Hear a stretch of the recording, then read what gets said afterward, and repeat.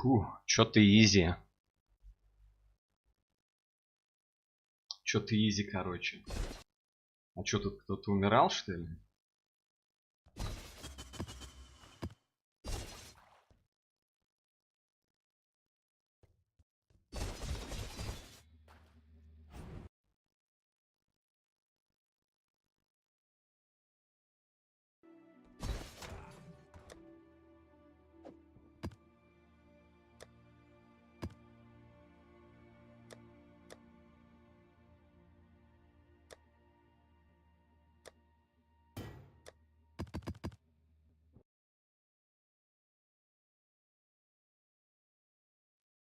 Так, ну чё, сейчас пойдем гадики читать, все дела. Я вообще не знаю, что он делает. Так что стрим, наверное, оставлю. Надо посмотреть.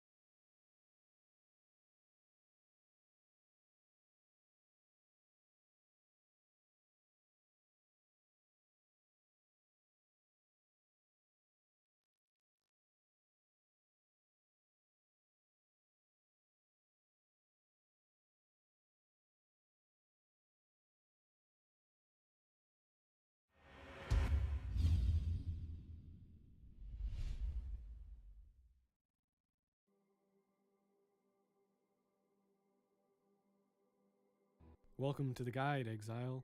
In this guide, we will be discussing the Shaper endgame boss and strategies for defeating him. The Shaper was once a man of studies and a father to a small girl. He worked in an academy in Oriath as a researcher under tight scrutiny of the ruling High Templar Venarius. The High Templar was a man of strict thought, destroyed anything that he deemed heretical, and disposed of anybody who disagreed with him. One day he paid a visit to the Shaper with a special chest, a chest that contained a complex gold device. The Shaper poured days and nights into this device to figure out its purpose and function. This machine is now what we know as a map device. At night, he would have vivid dreams near the device, ones that appeared so real that they were indistinguishable from waking thought and motion. Soon he would be able to control his actions and locations within these dreams more precisely. The line between dreams and the real world began to blur as the Shaper started to notice items that he'd lost or damaged in the dreams remained true in the real world. The High Templar grew more suspicious of the Shaper and his doings with the device and demanded to know of his actions with it, to which the Shaper held back his findings. With this, the High Templar had his guard take the Shaper's daughter and threatened his life for exchange of the Shaper's knowledge of the device. As they moved to the Shaper's lab, where the device resided, the Shaper knew he had to do something drastic to save himself and his daughter. As they neared the device, the Shaper watched as the High Templar and his guard slipped into dream. It was at this moment the Shaper grabbed his daughter's hand, took the device, and slammed it into the ground, destroying it and opening a portal between worlds. As the Templar slipped into the portal, he grabbed a hold of the Shaper's shoulder, pulling him into the dream. The Shaper was forced to let go of his daughter's hand, leaving her back in Oriath as he moved into the void that would soon become his new home, his realm to shape into perfection for his daughter, Zana. Zana, now without a mother or a father, grew up an orphan. She was infatuated with the research and writings of her father, that these destruction and searching to say exactly what defenses and offenses daughter.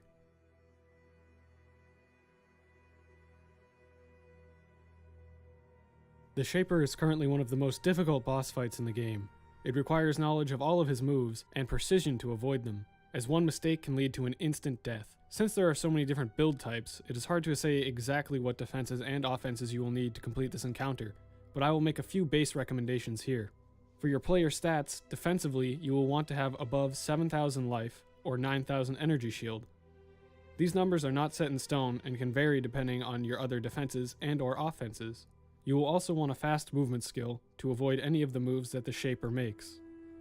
Additional elemental mitigation is vital to mitigate any of the elemental damage that the Shaper deals.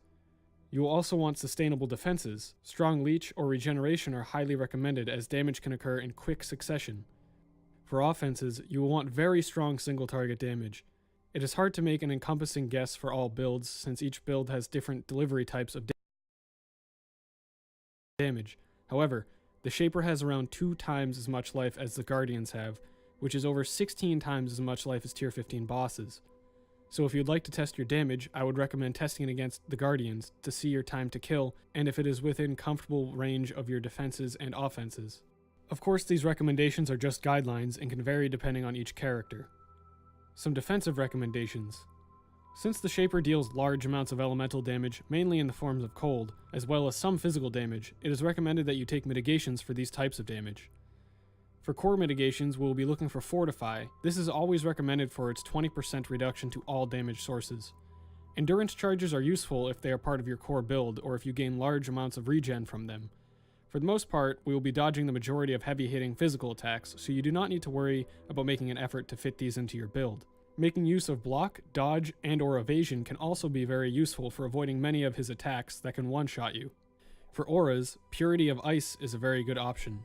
This aura grants plus maximum to cold resistance. This aura can be used if you can fit it into your build without losing major amounts of damage, and are having difficulties dodging all of the Shaper's moves, giving you some more leeway. For flasks, the following bases are recommended: a Basalt Flask and a Sapphire Flask. A Taste of Hate is also a good all-around option for this. A Basalt Flask will be plenty to mitigate any of the physical hits that you may take during this fight. A Sapphire Flask will help mitigate all of the cold damage the Shaper and mini-bosses you will have to face deal. For flask affixes, the following are recommended: of Heat. This flask will help ensure that you are not chilled or frozen from all of the cold damage that is dealt during the fight. Like the other endgame Guardians, the Shaper has the following defenses. This means builds that heavily utilize curses will only have a 20% curse effectiveness, and builds who make general use of status ailments such as bleed, ignite, and poison will be at a 50% damage loss. Since the Guardians have these same defenses, aside from various immunities, you will be able to judge your damage and time to kill through their encounters before facing the Shaper, as mentioned before. All damage values that are represented for any enemy moves in this guide will be shown as if the player has 75% elemental resistances and 0 physical mitigation. All attacks made can also perform critical strikes, meaning that they do 2.3 times more damage, making them very deadly. Side note, beware of any deadly prophecies you have, such as Tempests, as these can trigger inside this map and make the fight very difficult for little to no return. Make sure to seal or trigger these before attempting your Shaper run.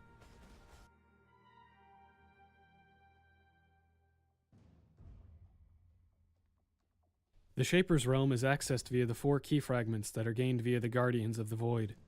These keys must be placed into a map device in the proper order to be activated. When you first enter this realm, you will arrive at the Nexus.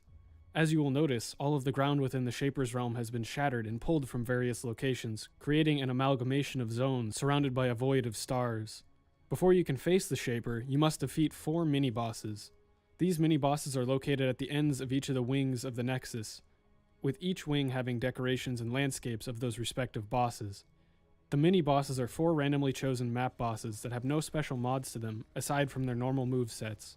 For the most part, these bosses are simple and easy to kill before they can do much more than a couple moves.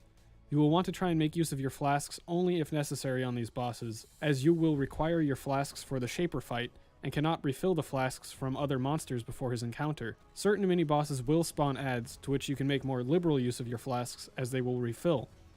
There are only a couple mini-bosses to be cautious of. These are Duresso, Malachi, and Rigwald.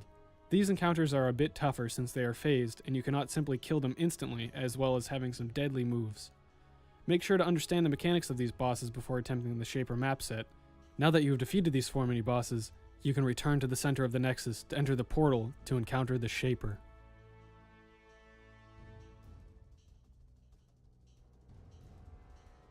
Once you pass through the portal, you will be placed in the main arena in which you will battle the Shaper. Before moving and starting the fight, you can place totems, traps, or charge up your skills. Once you step forward, Zana will engage in a dialogue with the Shaper. This will last a short time, and then he will become attackable. The fight is on now, Exiles. The Shaper is a 3-phase encounter. For the first phase, you must bring him down to 50% of his health pool. During this phase, the Shaper will perform the following moves. A melee attack. A melee attack that deals 3,500 physical damage on average, and will only occur if you are within melee range of the Shaper. Recommendation: this move only occurs if you are in melee range and does not deal deadly damage if your defenses are up. It is a good opportunity to flask through and get damage in on him. Beam. The Shaper charges up and fires a large beam at its target's original location.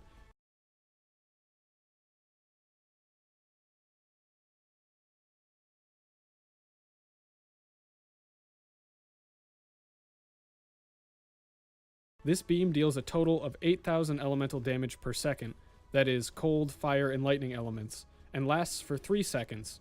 Recommendation: move around to the backside of the Shaper and get in as much damage as possible during this attack. This is the best move to deal damage to the Shaper. Projectiles. The Shaper will throw 3 ball projectiles in quick succession in a straight line. These projectiles penetrate 25% cold resistance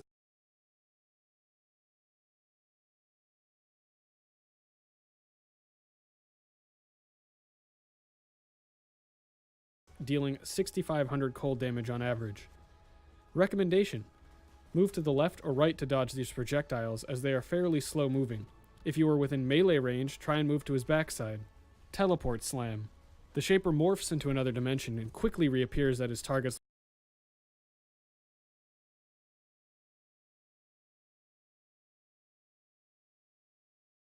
location, bringing down a large hammer slamming the ground in a large AoE. This attack deals deadly physical damage unless evaded or blocked.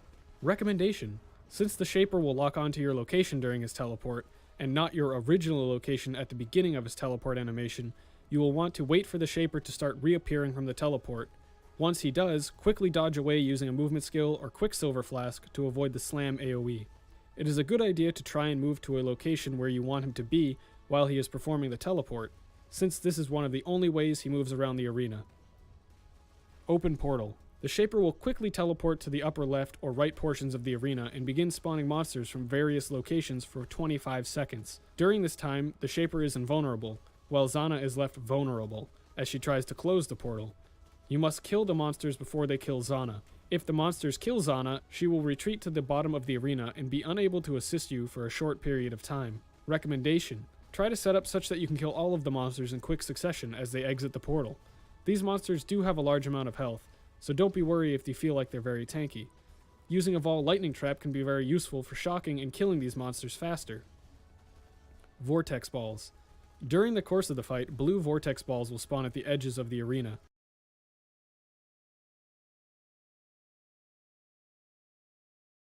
These balls will track you and engage you if you come close enough to them. They will then follow you around at a constant pace until they touch you, at which point they will fold out into a vortex that deals an initial hit of about 1,000 cold damage.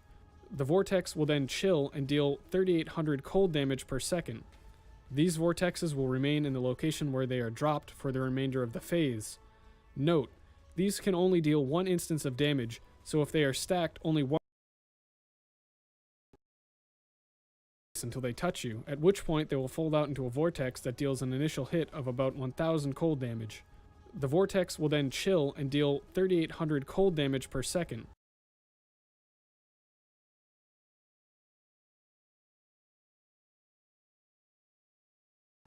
These vortexes will remain in the location where they are dropped for the remainder of the phase. Note: these can only deal 1 instance of damage, so if they are stacked, only 1 vortex cold damage over time effect will occur.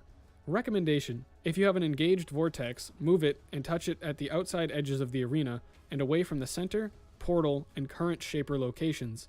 If you are skilled enough, you can gather multiple vortex balls over time and place them in a single location at once, reducing the downtime of engaging the Shaper. And current Shaper locations. If you are skilled enough, you can gather multiple vortex balls over time and place them in a single location at once, reducing the downtime of engaging the Shaper. Strategy. This phase is the simplest of the 3. You will want to try and get in as much damage as possible on the Shaper right as the phase begins, popping all of your offensive flasks. If you are in melee range, the Shaper will generally...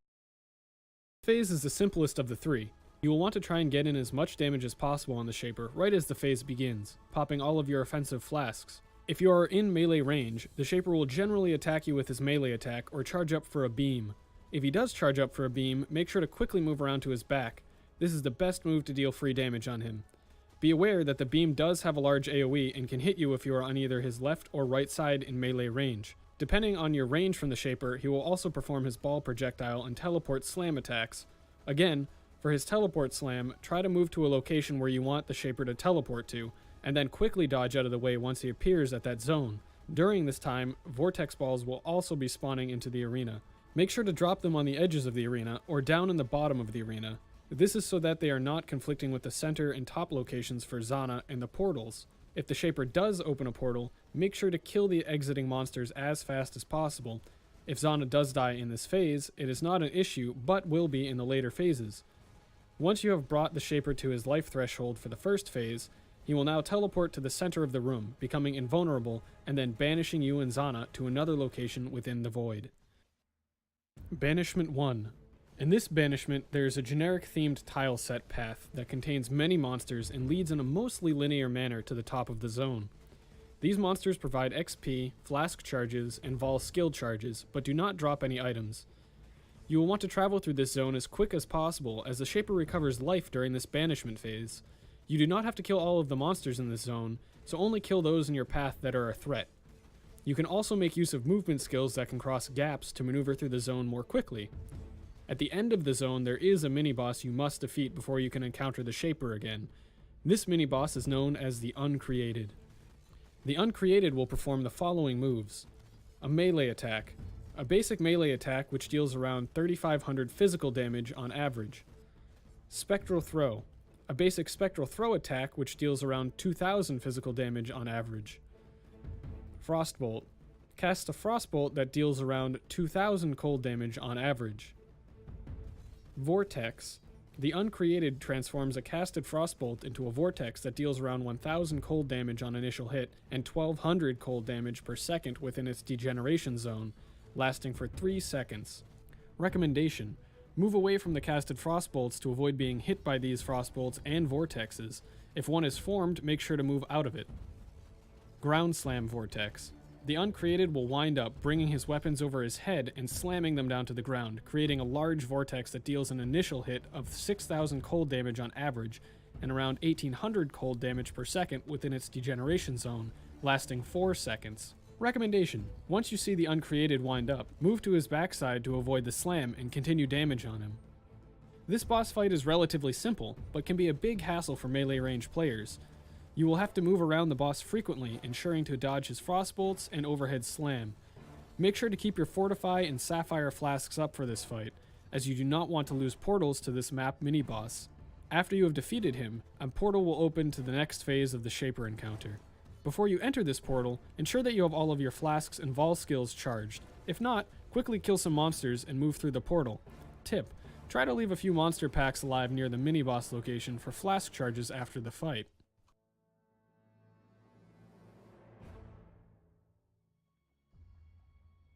Phase 2. As with the first phase, right when you enter the second phase, you will be able to place totems, traps, and charge skills up before moving forward to engage the Shaper.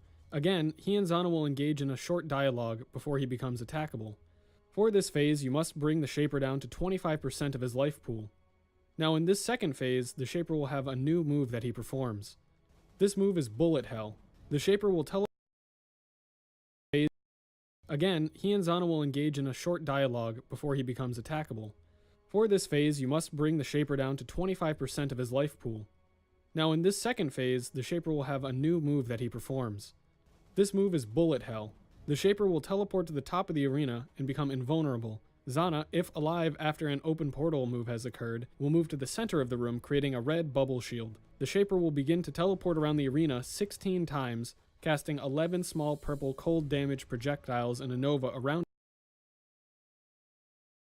Will move to the center of the room, creating a red bubble shield. The Shaper will begin to teleport around the arena 16 times, casting 11 small purple cold damage projectiles in a nova around him at each teleport. These balls penetrate 25% cold resistance, dealing 6,500 cold damage on average. Recommendation: you will always want to ensure that you are within the bubble for this attack. Make sure to avoid dropping vortexes in this area during the fight, and if a vortex ball is active and engaged on you in the beginning of this move, make sure to quickly activate it outside of the bubble before he begins teleporting. In general, at the end of the move, the Shaper fight And if a vortex ball is active and engaged on you in the beginning of this move, make sure to quickly activate it outside of the bubble before he begins teleporting. In general, at the end of the move, the Shaper will immediately cast a beam right over the center of the arena, so make sure to be ready to move right when he stops. Now the vortex balls will begin to spawn more frequently than they did in the first phase, so make sure to be ready to place those. Strategy. You will want to make sure to not immediately pop your flasks and vol skills as soon as the phase begins, as the Shaper will generally go right into a bullet hell move. After he performs this move, or if he initially does a different move, you will want to treat this much like the first phase in terms of mechanics, making sure to use your offensive flasks and vol skills during his beam and melee attacks. The only difference is that you will want to ensure that Zana never dies during the open portal move and that you do not place vortexes in the center of the room. If Zana does die, she will be on a cooldown for a short period of time where she cannot assist you with the bullet hell move, and you will be on your own to try and dodge these projectiles, which is near impossible. Once you manage to avoid all of the Shaper's moves and bring him down to 25% of his life pool, you will again be banished into another zone within the void. Banishment 2. In this second banishment, there is again a generic themed tile set path that contains many monsters and leads in a mostly linear manner to the top of the zone. As with the first banishment, you will want to travel through this zone as quick as possible, as the Shaper recovers life during this banishment phase. At the end of the zone, the Uncreated mini-boss awaits you again, but with a new name and move. This boss is known as the Unshaped, and he performs the same move set as the Uncreated, with one new move. Frostbolt Nova.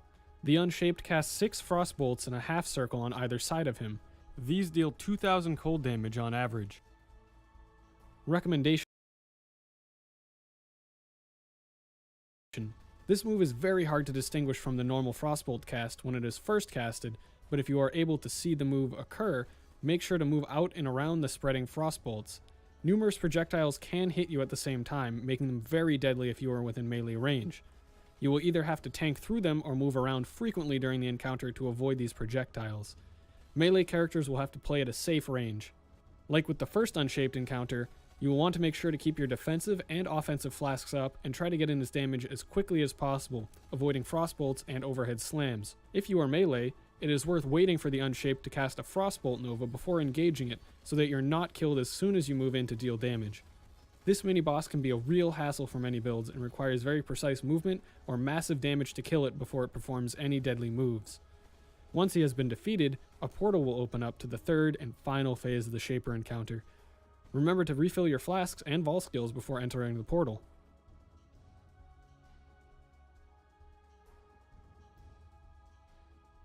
Phase 3. As with the other phases, you will be able to stand in place and place totems, traps, and charge skills up once you enter the arena. Once you move forward, Zana and the Shaper will engage in one final dialogue before he becomes attackable. As with Phase 2, the Shaper will gain one new move with Phase 3. The Shaper Clone. The Shaper will now have a clone that he can spawn that cannot be damaged and will move around the arena separate from the Shaper. He will perform the following moves: a melee attack, the Shaper Beam, and the Shaper Projectiles. These moves deal the same damage and have the same mechanics as the Shaper's original attacks. The clone will despawn while the Shaper is performing an open portal or bullet hell moves, but will be spawned after those moves end. Again, he cannot be damaged or killed, so he must be avoided. Recommendation: there is not much you can do about this clone other than avoid his attacks and avoid attacking him by mistake. As before, vortex balls will now spawn more frequently than they did in the second phase. Strategy: as with the second phase, you will want to save your offensive flasks and vol skills, as the Shaper will generally go right into a bullet hell move. After this move has been complete, or if he immediately went into another attack, you will want to pop all of your flasks and vol skills and begin damaging him as much as possible. This phase will be very hectic, as you will have to be dodging moves from not only the Shaper, but his clone, while dropping vortexes in proper locations all at the same time. This phase requires you to be very aware of the attacks that the Shaper is performing, as well as having very good damage to ensure the phase lasts as short as time as possible. Ensure to make good use of your defensive flasks and movement skills to avoid and position the Shaper for best damage opportunities. Again, when the Shaper opens a portal, ensure that Zana does not die, so that she will be able to support you during the bullet hell moves. This third phase is generally where most builds and players fail, as you need to have very good damage and defenses, as well as positioning to not become overwhelmed by all of the chaos that is occurring. It is a very tough encounter, but once you finally down the Shaper, you will have the chance of receiving some very powerful rewards. Notable drops from the Shaper include the following: The most rare and Да, что-то жопа какая-то. Идите-ка вы нафиг. Бля, как вообще играть в эту игру? Вообще смысл есть фортифа или нет? Как бы 20% просадка в дамаге. Ну, по-моему, если попадет, то все пиздец.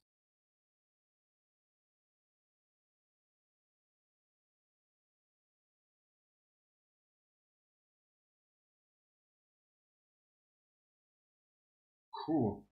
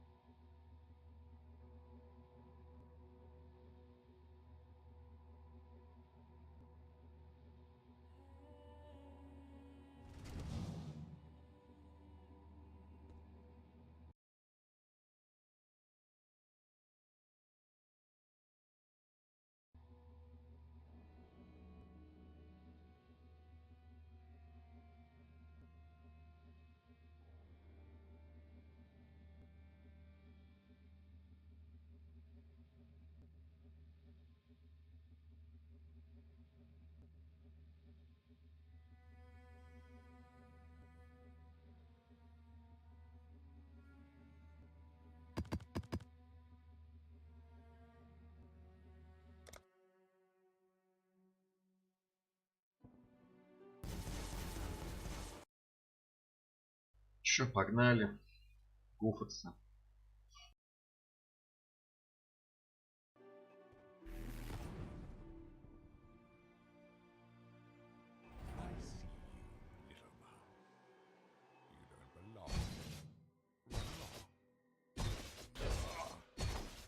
I think I understand it now.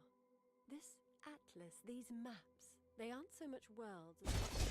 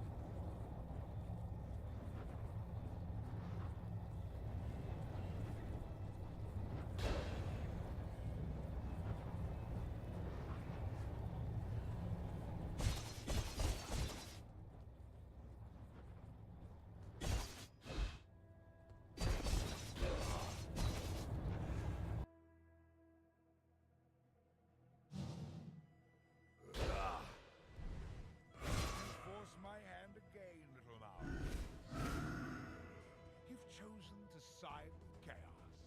This is my my order.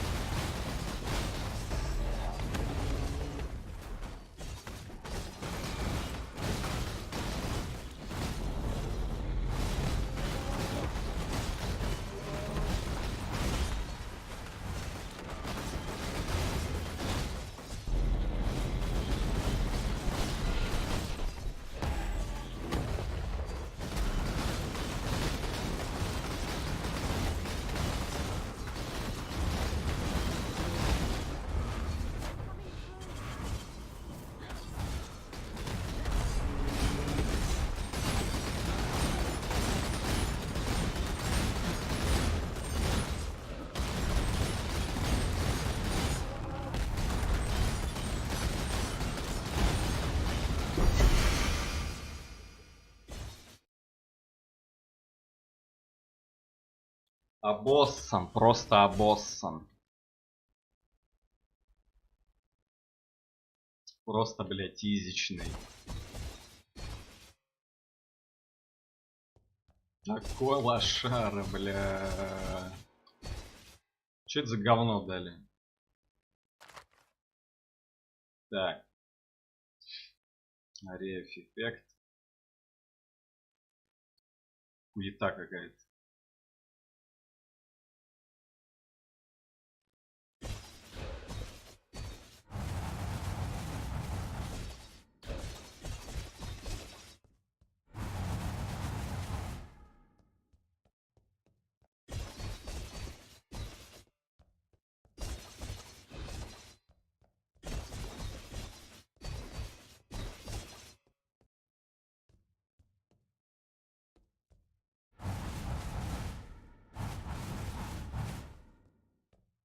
He's been forced back. He's been forced back for now. But without all the fragments of my father's memories, he'll never free him from his mental prison. Exile, please. Let's continue on this path. My father doesn't deserve this. He should be at peace. Exile, please continue to beat my father in the face. Я понял. А чё, заново умереть может? Ну, в смысле... Я вообще там зафакапил, я что-то не увидел, что мобы поперли. Я думал, она сдохла. Но даже с таким раскладом она чуть не умерла. Вот Шейпер на Уэлдер у меня дохнет просто в раз за секунды. А тут что-то, да. Так.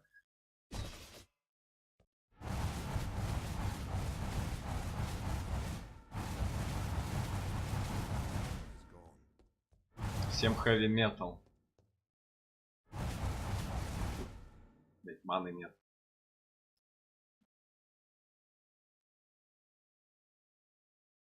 Да, я там что-то в один момент засомневался, что у меня пантеон не стоит на фласке.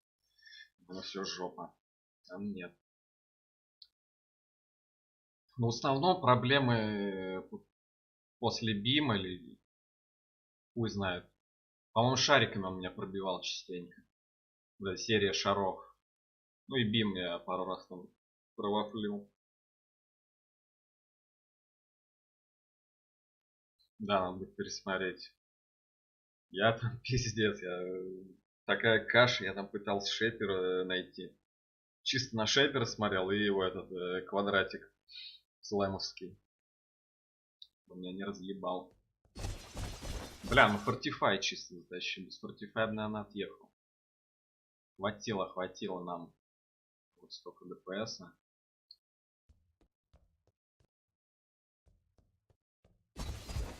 Да. Выучили Шейпера на будущее. Что-то мало, я думал, мне Star Fury выпадет. Что вообще ни хера. Вон какая-то срань выпала. Вообще и белым цветом. Вот что тут крутого? Вот что?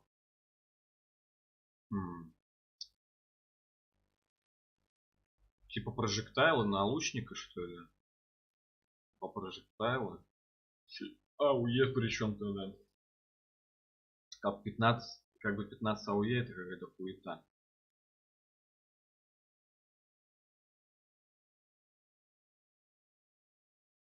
Так, increase charges used. Ты что такое? А, там вон как. Может минус быть, может плюс. А, ну это минимальный ролл, да, что я хочу. Тень. Блин, мы сегодня умереть хотели. Я даже не знаю, к Адзире что ли сходить. На Адзире, там я не знаю, если рефлект я не поймаю, я ее ваншотну обычно. Если поймаю, естественно, я сам себя ваншот. Вот то есть вот это все, одну вот это вся ебань, да? Вот эти карты, да? Вот эти тут боссы, 4 босса, потом еще какие-то 2 мини. Вот ради вот этой, да, хуеты. Или что, или... То есть люди за 20 экзальтов или сколько там покупают Путевку в Шейпера, чтобы выбить фласку, да, за 5 хаусов. Или почем там сейчас. Еще при этом шанс сдохнуть есть. Что-то какая-то окупаемость не очень. Наверное, с дропом просто не повезло, да?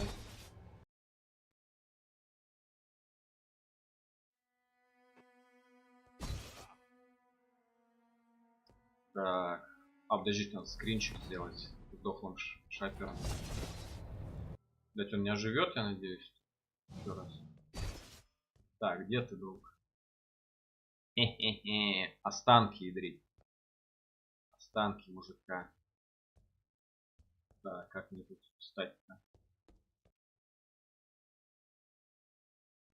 Так, встану. Поверженным врагом. Так. ССФ, хардкор, ядрить, все дела. Чик.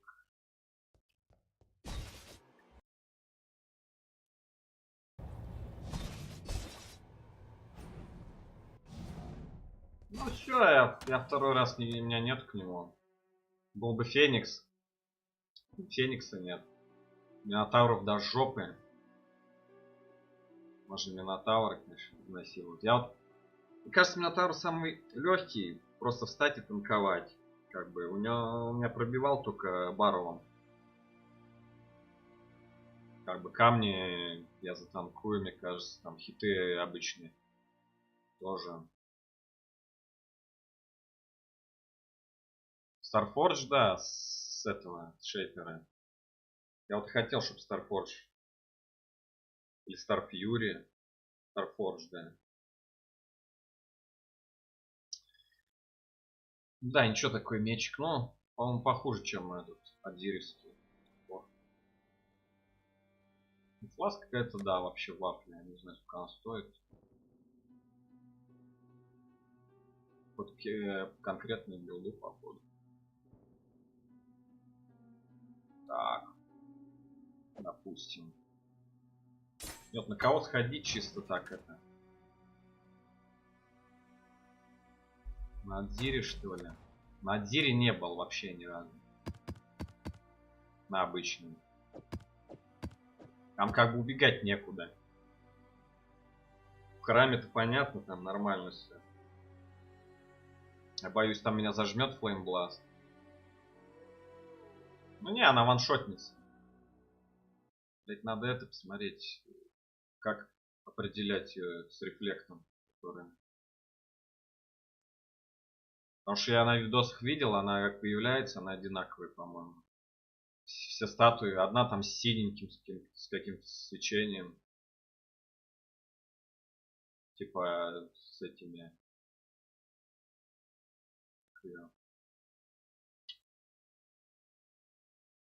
Лайтнинг, что-то там.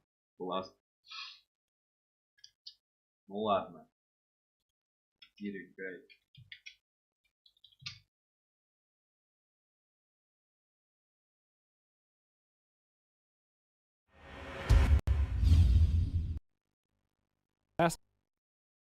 It is very easy to counter while she begins her storm call channeling before they blow up.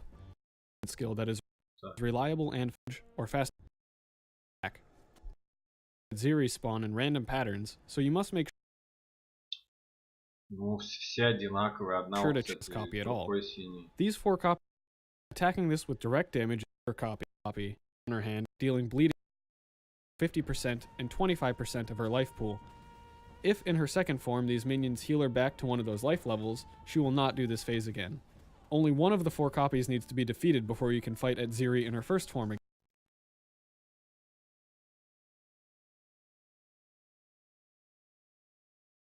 Ну да, короче. Here are the стоит following меня палить copies. даже. Spear copy. Holds a spear in her hand that fires a single projectile at the player, dealing bleeding damage over time. Flame Blast copy. There's a single projectile. Да, с копьем типа. А подожди, они... Блин, они одинаковые всегда или нет? Как бы тут-то копье на переднем, видео копье на переднем плане, его видно. Блять, вот я буду искать копье, она будет где-то сзади доспавнить, вот это будет угар. Projectile at the player, dealing bleeding damage over time. Flame Blast copy has fire on her hand and casts a single flame blast on top of the player's current location. Stormcall copy. Stormcall синий. Ну, типа, если синюю только искать, молиться, что по нужной попадешь. Has lightning on her hand and casts a chain of randomly placed storm calls. Mirror copy has a mirror and reflects a high amount of damage. Ну, это все несерьезно, они, блядь, все серые, эти модельки. Там вообще ни хера не mirror, не mirror. Attacking this with direct damage is fatal and not recommended to attack this copy at all. These 4 copies of Adziri spawn in random patterns, so you must make sure to check which copy Блядь, просто you are planning там нет времени рассмотреть. to attack. Defensively, you will want to 100% рефлект, там все, одна тычка, все. make sure that you have a proper movement skill that is reliable and fast. This includes, but is not limited to, it is recommended to Что мало уделили вот этим копиям. Или я чуть не понимаю. Может там все просто на самом деле. Уж я зря загоняю. Ладно, поехали. По ходу дела разберемся. Все, гухаемся. По-любому. Блин, я не ожидал, что я Шейпера убью. Даже не готовился. К селебрейшену. Так, что там... Так.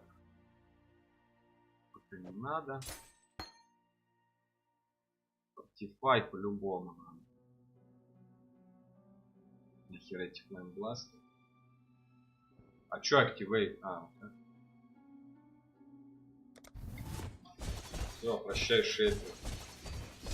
Надеюсь, мы больше не увидимся. Сейчас еще убирать Зирип это разъебем.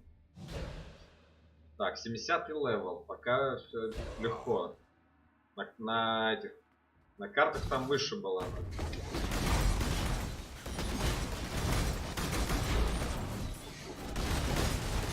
Пошел бы скипнуть побыстрее.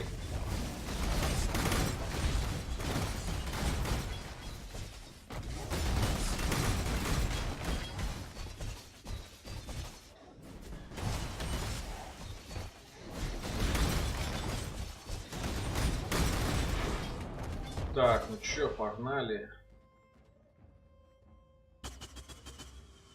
Ну давай.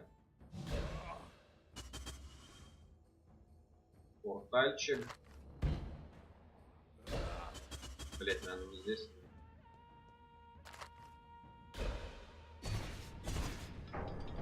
Это чё? Эти что ли? А, это охранник. Еще.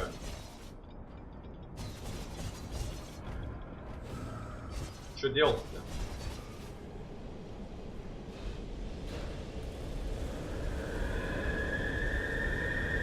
Блядь, ну что как долго? Вы гоните, что ли?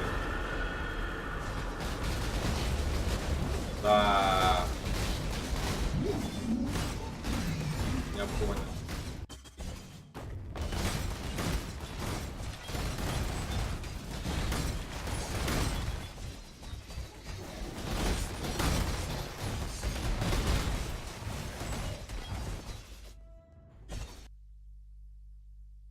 Well.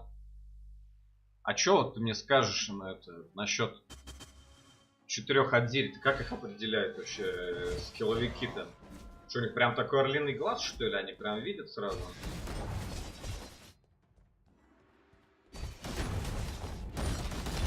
Как мне точно знать, чтобы не убиться?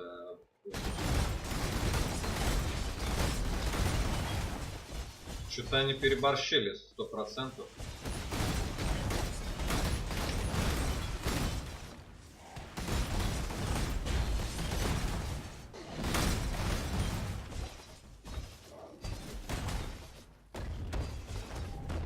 У него, по-моему, 2% по дефолту рефлект, что-то я читал. И 100 у копии. Вообще жесть какая.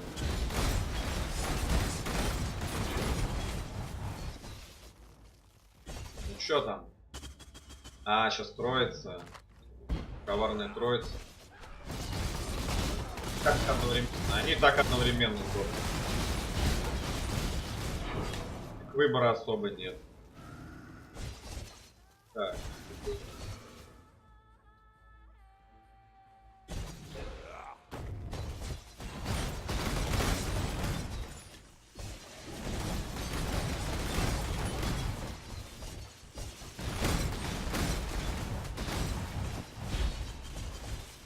Не, ну палку я, конечно, 2 экзальта на палку кинул. Если не видел, о. 32 лайтнинга наролил.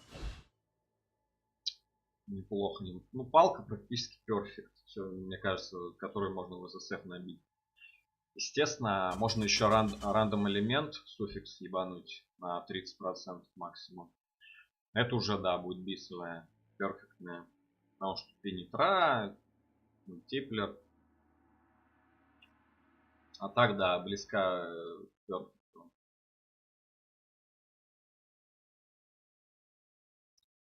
Ну да, она с зеркалом, которое, блядь, не видно нихуя. Там у одной типа копье, другой зеркало. Все серое, все серое. А одной рука синяя, а у другой типа огонек, что ли, в руке. Опять же, когда они появляются, нету там огонька. Огонек потом. Короче, пиздец. Конечно, могу заделеить, но типа дольше порассматривать. Ну, там как попрут эти Stormcall, Flameblast. Я думаю, я там недолго продержусь. У меня просто привычка скакать, паниковать, скакать рандомно.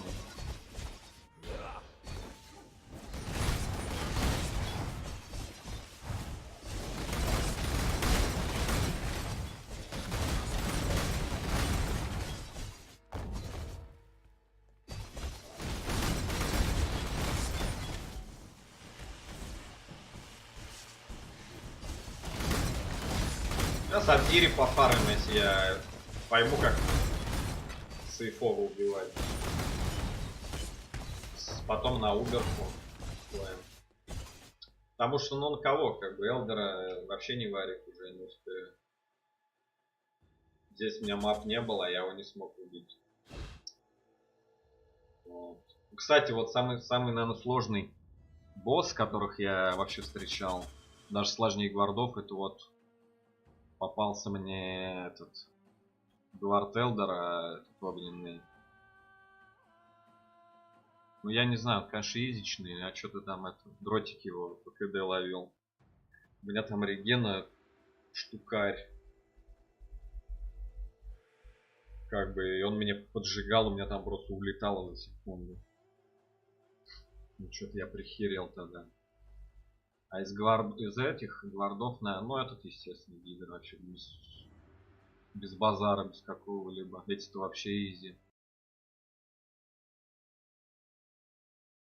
Там, да, там Fireguard, у него еще арена попалась, Каомовская. Там со всех сторон эти фаерболы, потом абератовские вот эти метеориты сверху летят. То есть такой вообще ад. Там ни хера не видно. И что-то я чуть не огреб там. И причем он был Т-14. И... Короче, опасный тип. Ну еще я боюсь этого электрического. Остальных-то вафли. Хаусник. Фасалити.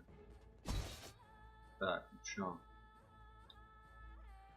Ну, сейчас, конечно, ваншот будет. Давай попробуем. А, тут же съебаться еще можно, да? Ну чё, принцесса, по пляжу потанцуем? Погнали. Да, вот это, блядь, ХП у него улетело. Сейчас копии, что ли, будут? Сука.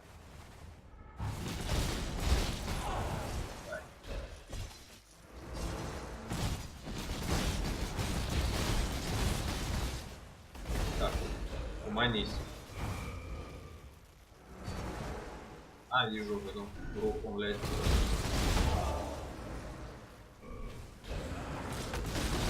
Ух ты, ебать! Пятило, что ли? Два, блядь. Два флеймбласта зарядила. Что-то, по-моему... Друга спятила.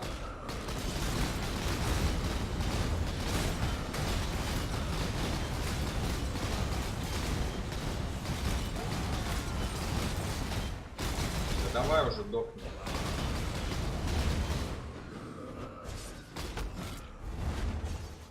Сука. Кого бить? А, вот вижу.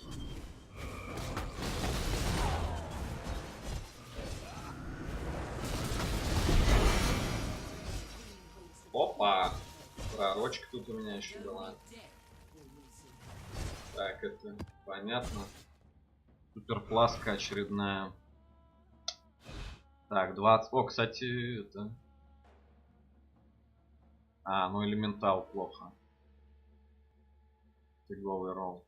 Блин, 20-15 я бы надел, конечно. 35 как бы. Ну, где-то 20 там добавится общего. Опять же некуда. Вместо этого есть. Вместо фризовой мне фриз-то похеру. Но с одной флягой на хп что-то как-то лахти-трахти. Да, трахабаба неадекватно. Так, что-то... Ну, это я даже не... Сколько в пирамиду не лазил, ну, там шестилинки бывает. Трахома одна. Так, ну чё. А чё, осколков нету, да? Они не гарантированные. Прикольно. Так, сколько у меня там комплектов?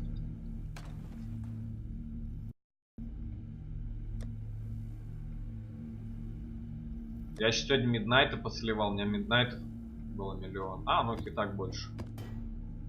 Да, тут комплектов 9 штук. Давай еще попробуем.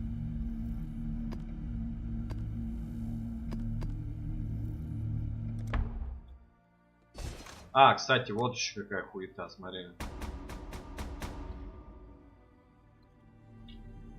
Блин. Не попадаю. О, пожалуйста. Раз. 3 грандмастера. 7 грандмастеров. Такая хуета есть. Ну, наверное, там и сдохнем. Я думаю, завтра. Что-то полчасика вот это поубиваем. Дурынду.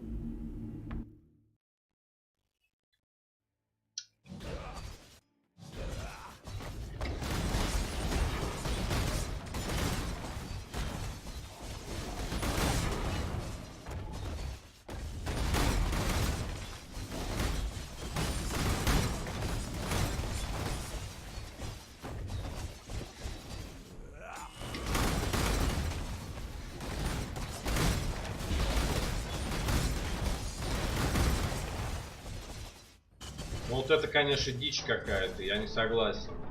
Вот что это? 3 часа ждать?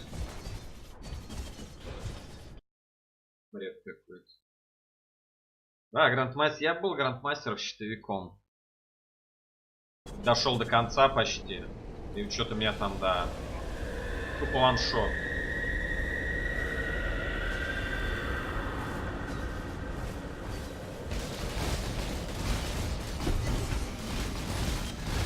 Так. Имба посыпалась. Что ли?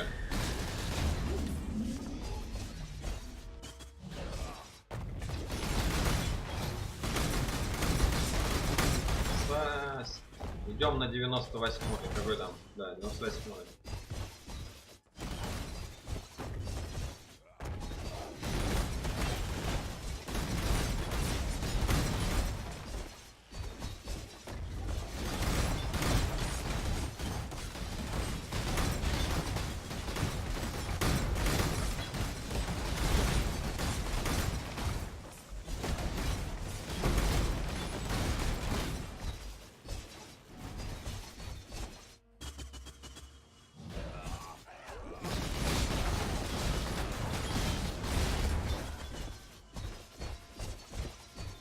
А где босс?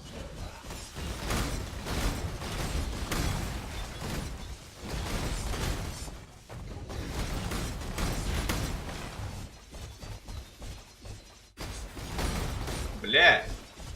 Тут я не люблю. забегаешь такой. И ни назад, ни вперед.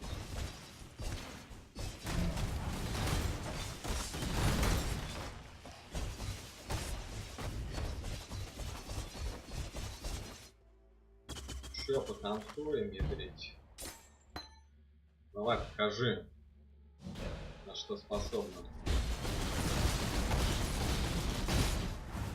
Она только ХП регенит, вот что. Так. Блядь, вот его. Нормально. Нормально хуярит. Больше не показывай. Больше не показывай. Так, зеркало вижу, блядь.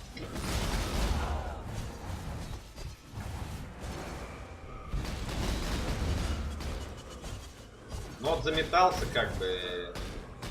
Я еще походу по зеркалу Верлингу попал.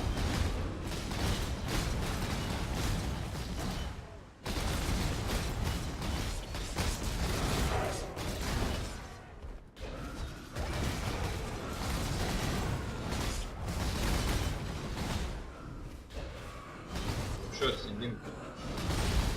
Все. Нормально.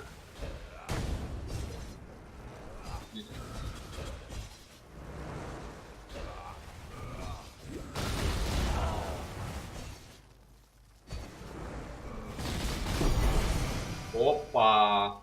Нормас. Что-то выбили. Одну из 4. Mortal Soul. Так, здесь. Да, вот тут замешкался. И, собственно, огреб.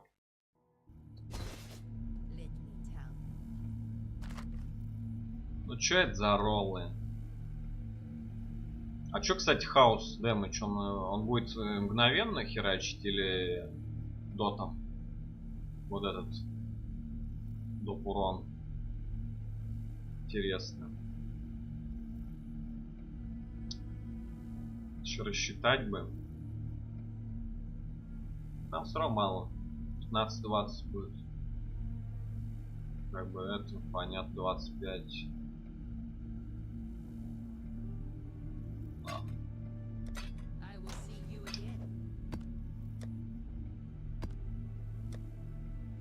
Кстати, я же выполнил. Вот что самое главное. Я что-то анлокнул штуку-дрюку.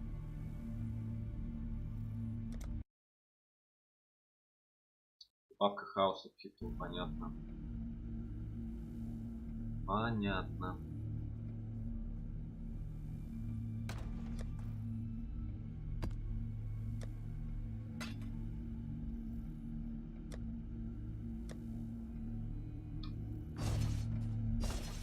Давай еще заходим.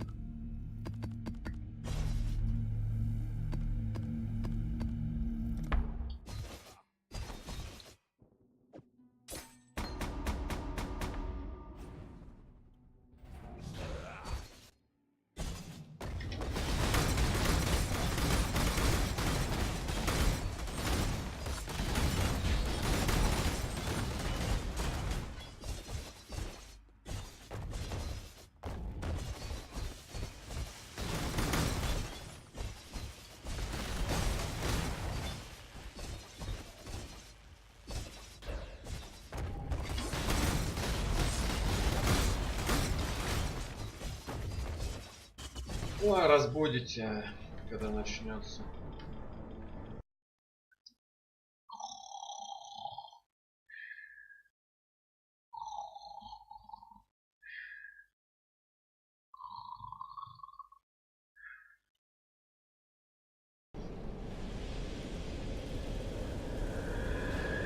Угнетают. Саспенс.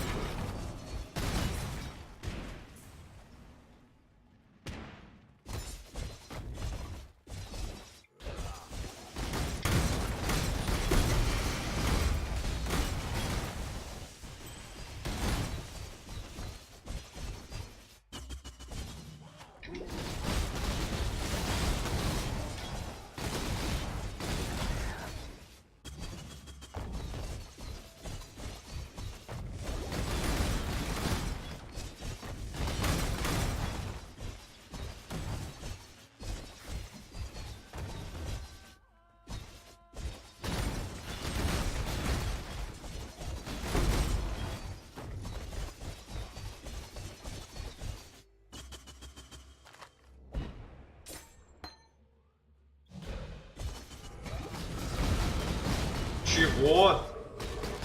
Что такое? Я даже не надамажил. Бля, она меня развела тупо на лату.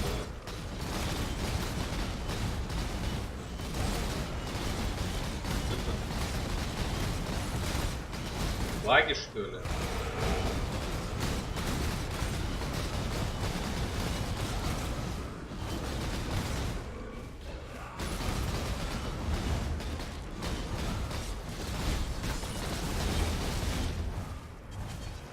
Тупо баги, походу.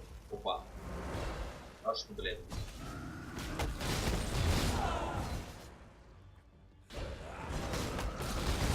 Ебать.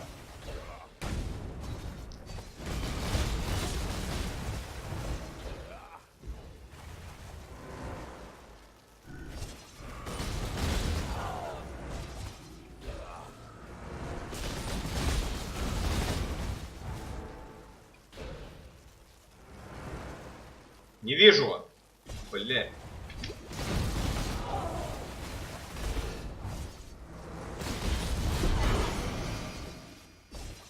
Так, она что, каждый раз от фляга падает?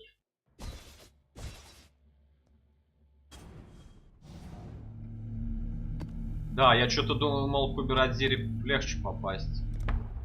Блять, один осколок всего. О. Так, что там? Блять, копия, смотри, копия. Такая же выпала. О. Чик-чик-чик-чик-чик-чик. Ничего это так.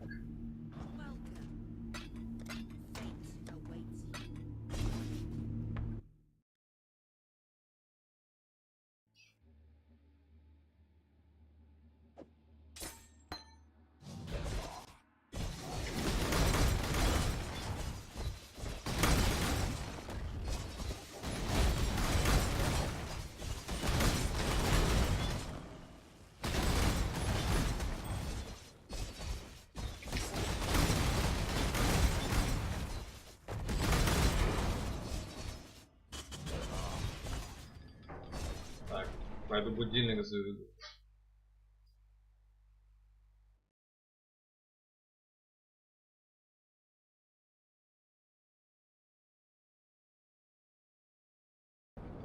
А что ты говоришь, в этом флешбеке коробку не выбивал? Думаю, пробежал.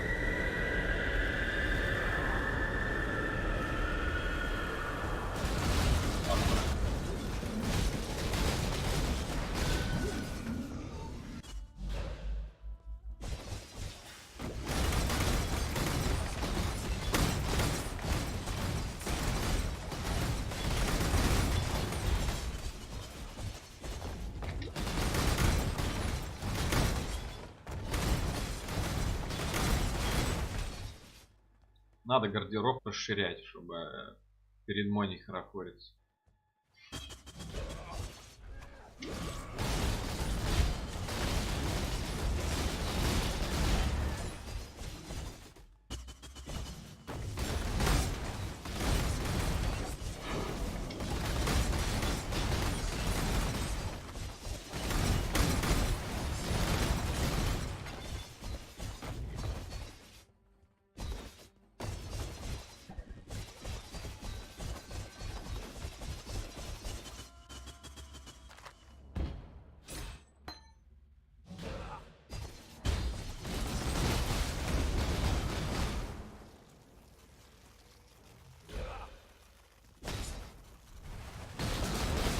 Шманцы.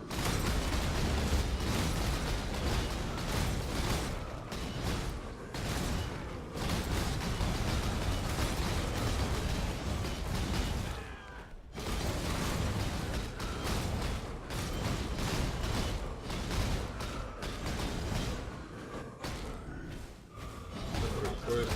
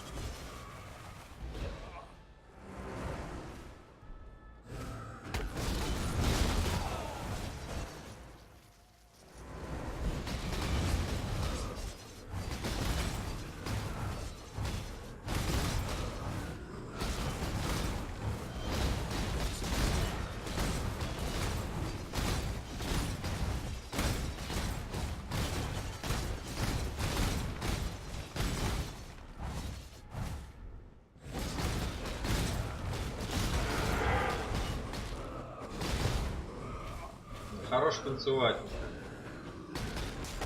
Баги, что ли? По танцы шманцы. О, кстати, другая.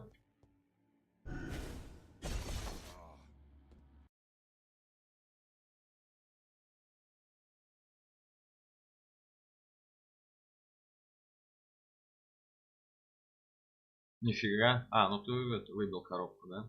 Я понял.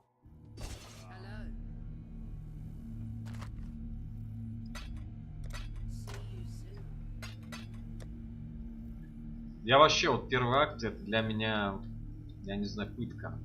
Тупо пытка.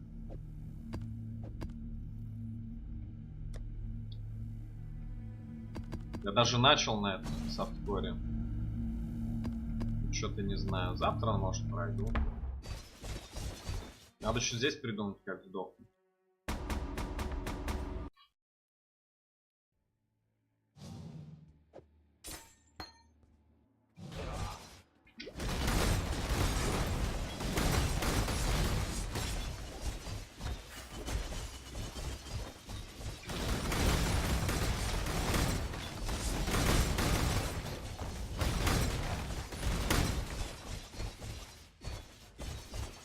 Нафиг я вообще кого-то убиваю, вопрос.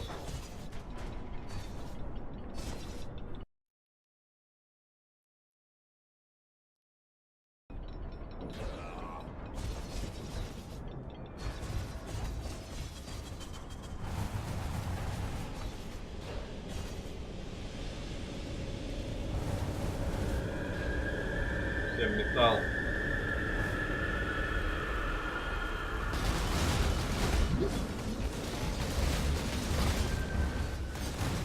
Да иди ты.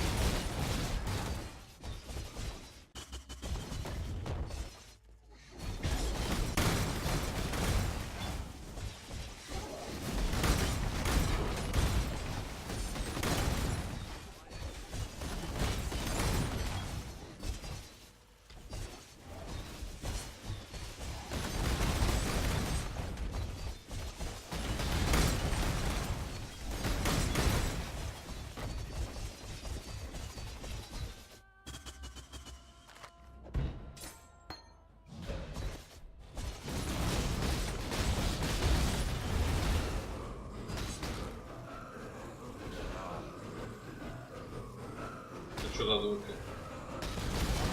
Она капкает? И Моня покусал, что ли, за зад?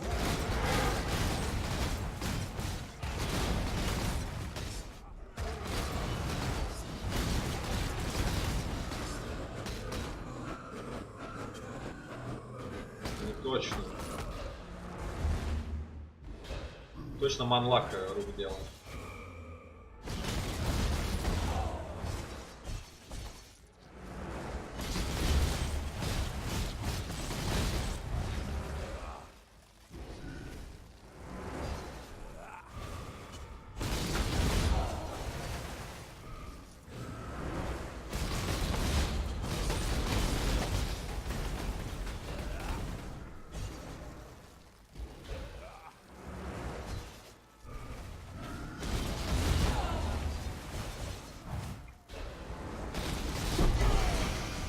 Опа, она, еще один. One more to go. Ну все, идем на уберку. Завтра. Сейчас выпьем все эти. А вот это что за хуйня? Так. Dodge spell hits. Ну такое себе. Evasion, конечно, до усрачки. Колца, момент. Не знаю, зачем нас, да. Да что ли? да? Ну что, делаем ставки. 5 комплектов хватит на... Что там должно быть? На вот эту.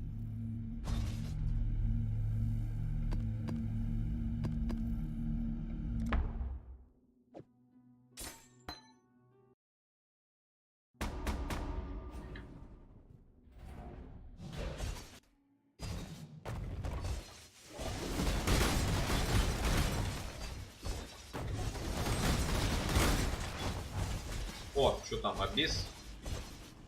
Ну-ка, может, этого дадут. Козла.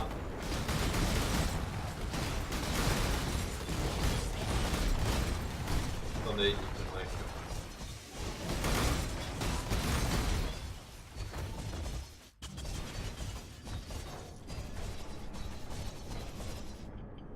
Ну, нормальный билдес, мне понравился. Меч далек вообще от совершенства. Еще можно процентов на 20 поднимать. То есть у меня уже миллион с концентрацией. А можно до 1,5 ляма легко выжимать.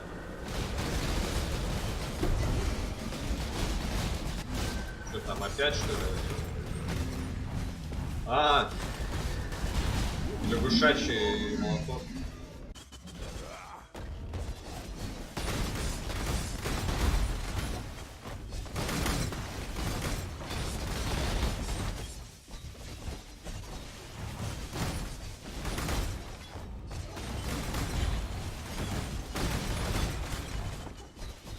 Кстати, могу картинку получше сделать. Я убавлял на шейпере. Чтоб не лагал. Если совсем плохо.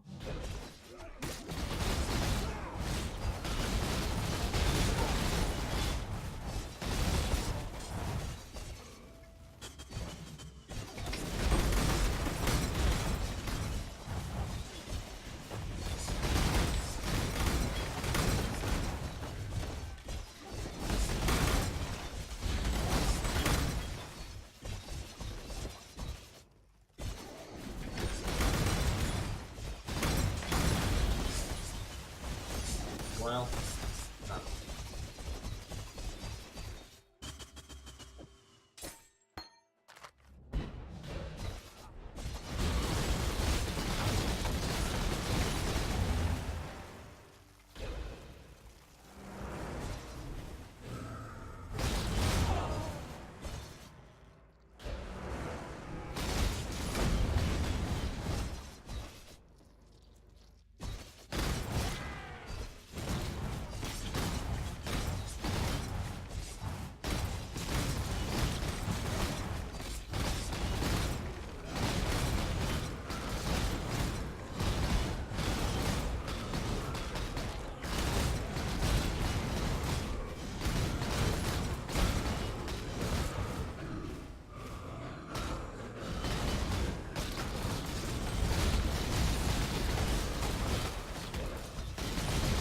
Ох ты что, хуйня скриптовая.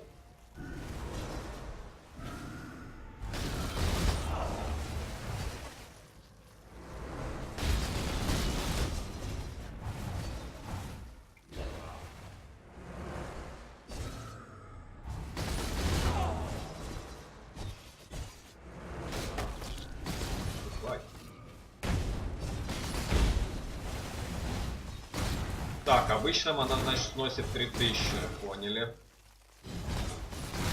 То есть 20% реза она нанесла 3000. Нормально. То есть что, 15 тысяч получается, обычный флеймбласт.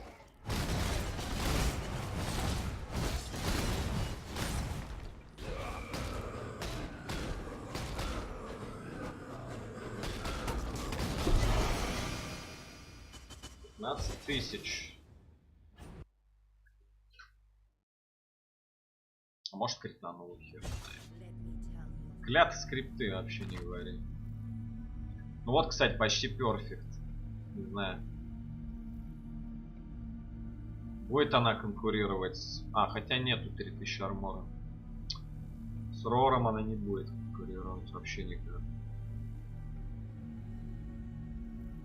Как бы вот Diamond тоже слишком много добавляет. Курсус. Блин, вот Курсус бы убирала. Зараза. Да ладно, урона хватает. Так.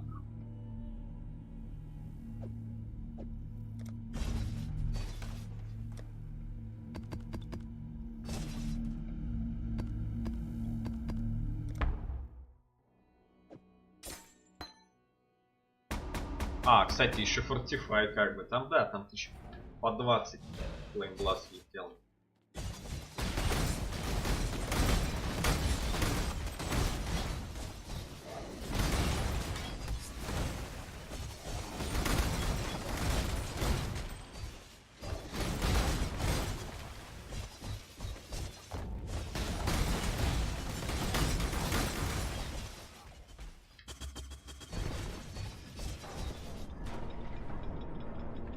Еще всем металл.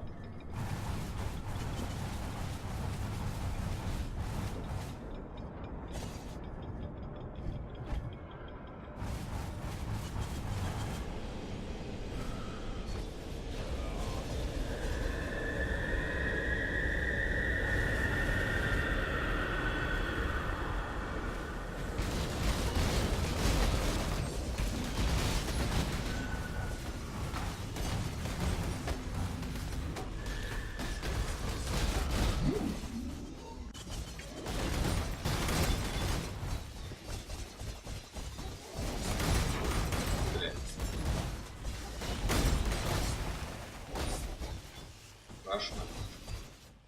Кстати, не знаю, сколько эти лужицы дамажат после мобов. Боюсь вот лужицы волатайла. Волатайл боялся, когда стан был. Я, в принципе, первого персонажа слил из-за этого. Тупо шарик полетел, а я что-то там в крахте меня походу ударили, застанили. И он запался.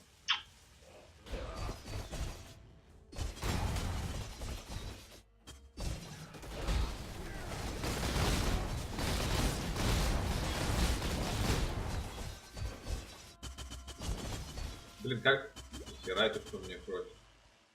Как же заебись играть и ничего нет. Не смотреть, не поднимать. Прям, блять, свобода. Свежий воздух.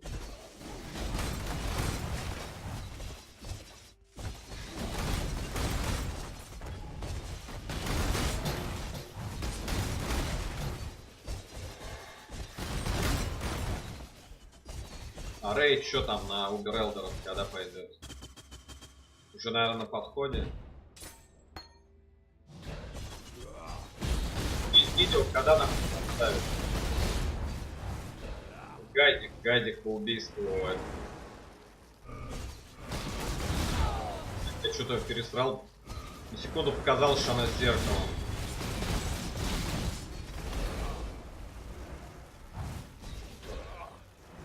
Реально на волосок от смерти этим боссом.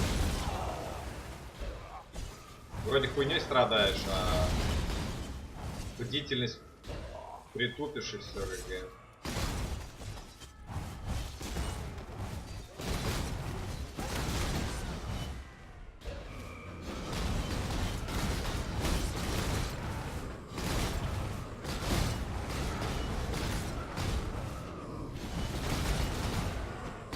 Всем хэви.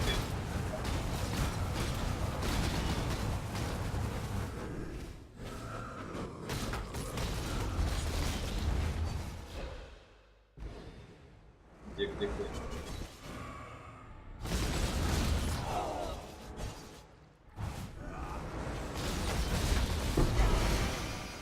Так, это есть у нас. А что с нее гарантированно равная карта, что ли, падает? Уже раз, по-моему. А, ну да, Рэдж слил второго траппера, да, он сейчас милишником начал. Ну как бы смысл, если завтра вечером лига заканчивается. Ну, потеряет весь сундук. Все эти. А, нет, сундук не потеряет, он Атлас потеряет. Что там, мастеров, наверное, потеряет. То есть он планирует и дальше. Так, у нас есть.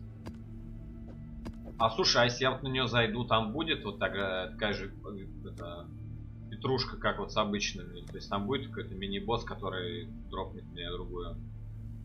Или это не работает так?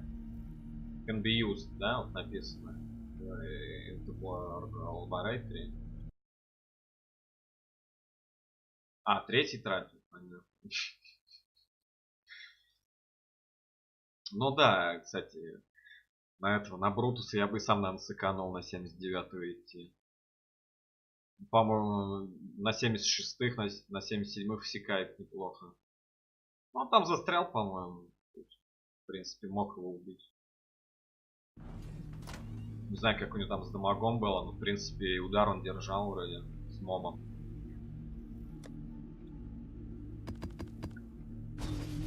А так, да, Брутус. Не, мне музон там нравится вообще четкий. Он без вот он умер 100%, потому что играл без музы. Просто минус заряд адреналина. Да. Влог через кусок уберки. Именно так, чтобы выбить другой кусок. Можно так или только дрочить от Зири придется?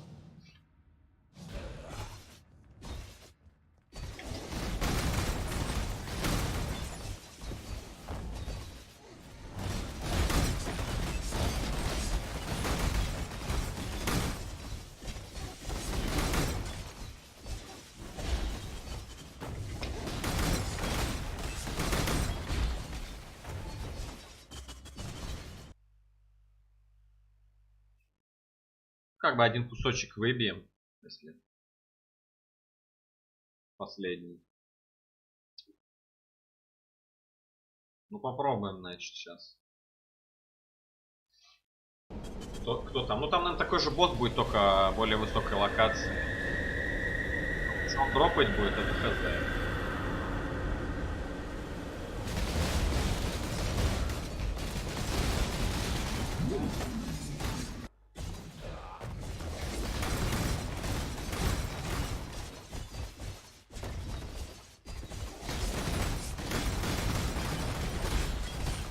Блин, да дайте обоксота мне уже. Только играю, обоксота ни разу не дали. Что он вообще из себя представляет? Такой же лох, как и остальные, что ли?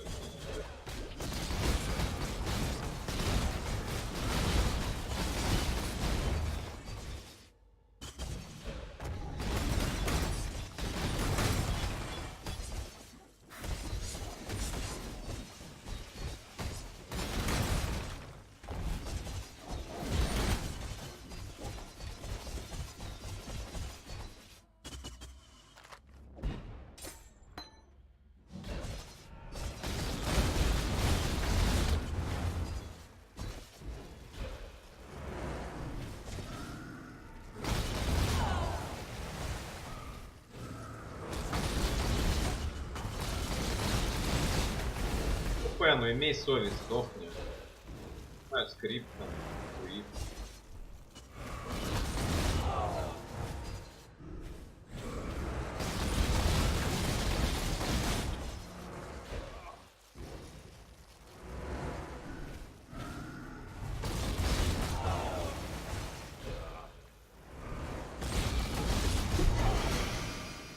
Да, реально карта каждый раз падает.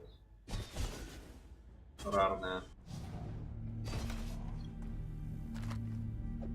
Опа! Кстати, перфект практически. 2014. Так.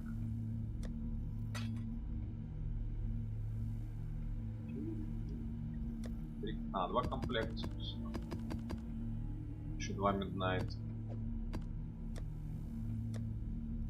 Ну да, значит на променаде сдохнем на этом, на Грандмастере. Или не сдохнем. Я же не умираю так. Миф. Это все наговоры. Бонькины.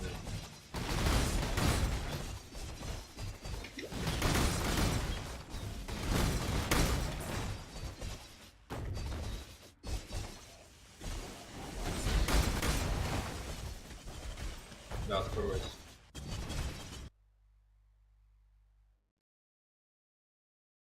Ага, 72-й, да. Но опять же, да. А что падает с этих козлов?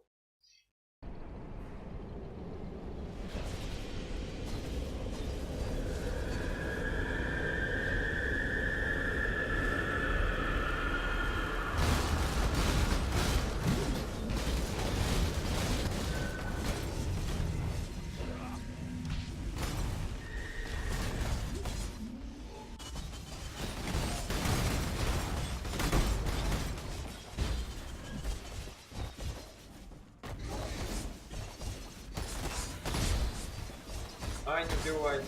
Я хочу попробую.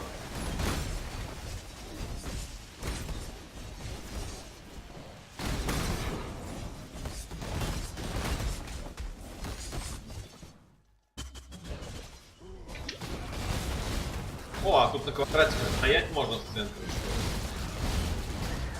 Что ты их обходил, думаю, тут какая-то да.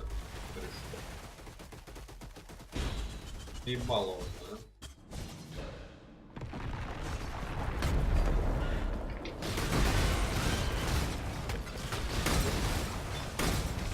Мечи не падают. Логически. Ясно, что ли?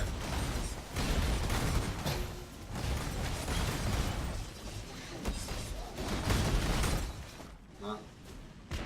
Хорошая попытка. Но нет.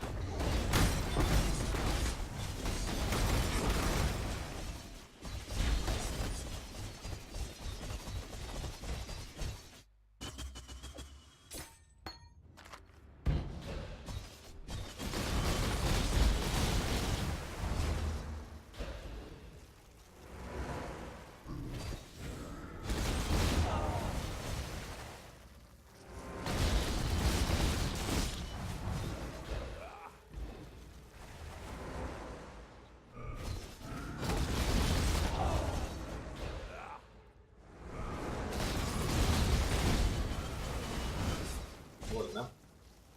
Еще и поджог.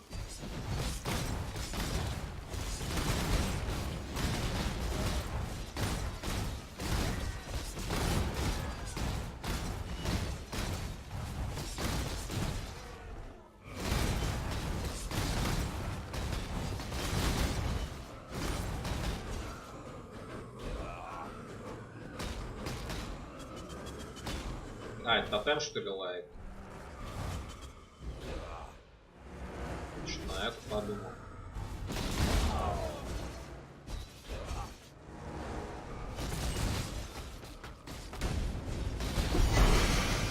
Опа, она все. Пиздец.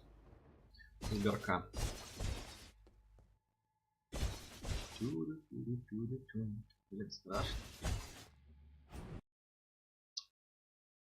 Может завтра?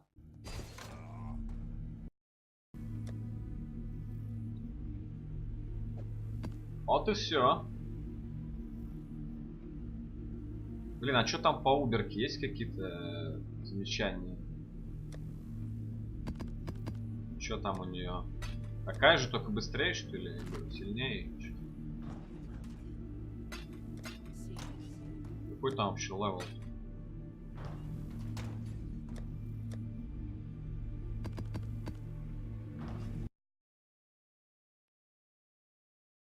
Интересно.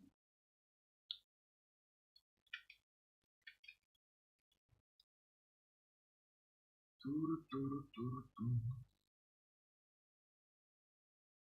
80-й, нихера себе. А по циферкам там есть что по дамагам? Да, слушай. Это что это? Типа там скейлинг регулярный или как? Потому что если сравнить босса 70 уровня с боссом 80, там жопа просто. Если они также отличаются, то это проблема. Кстати, что-то каталист не выпал. Только раз бегал. Этот гарп тоже. И падал гарп, что не видел.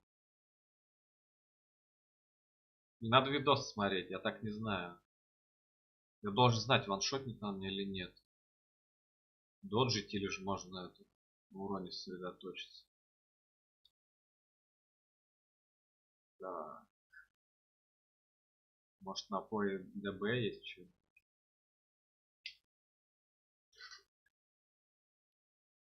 Что-то левел меня пугает.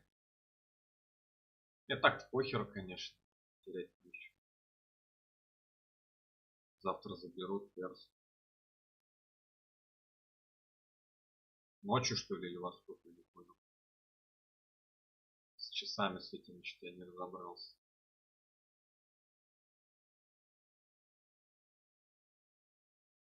Успею я завтра вечером или нет. Так, 70-й. 80-й где? А, вот. Так. Storm Call 22 тысячи. Нормально. Empowered Storm Call 32. Хорош. Flame Blast. Не понял. Flame Blast Empowered 2800 почему-то. А, 110 more spell damage for each stage. Ага. Так, 1800, а там 1600, 2800. Там чё? Блять, и тут также. Слушай, дамаг такой же. Единственное, у уберки пенетрейт идет. Я не там смотрю. А. Да нет. Вообще один в один все. И там пенетрейт есть. Что-то непонятно. Может она вообще не отличается? Да вряд ли. Ой, ДБ это вообще как? Достоверная инфа там нет?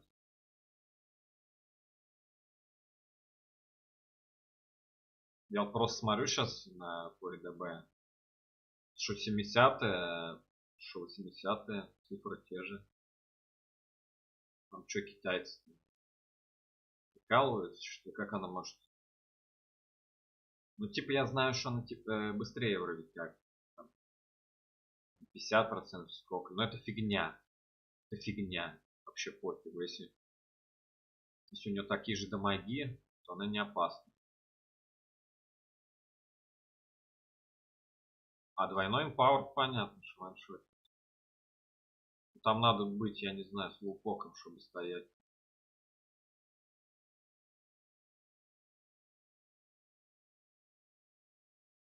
Я, конечно, что не понимаю.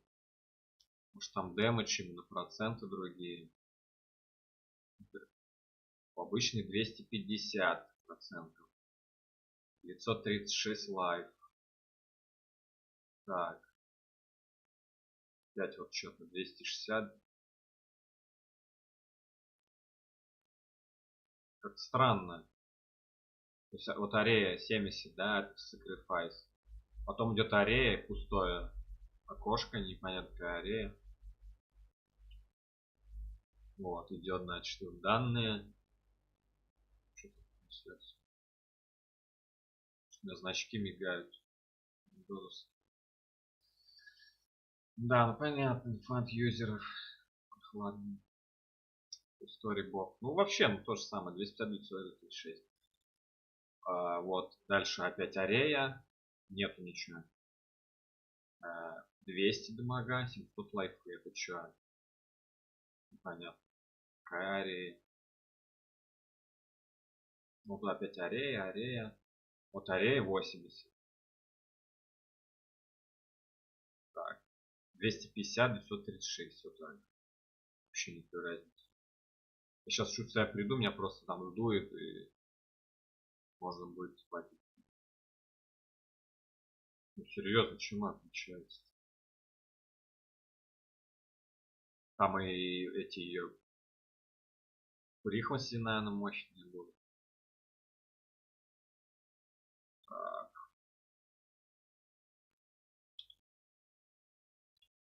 Difference.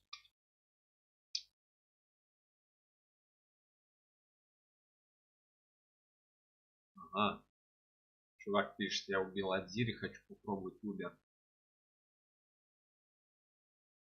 О, то, что надо. Нихуя! Короче, что отвечаю? Дамаг, говорит, в 3 раза выше от всех монстров в этой блоке.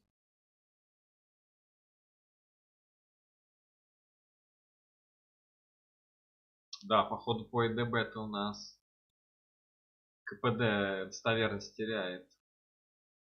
Надо в блокнотик записать. Больше мы туда не обращаемся.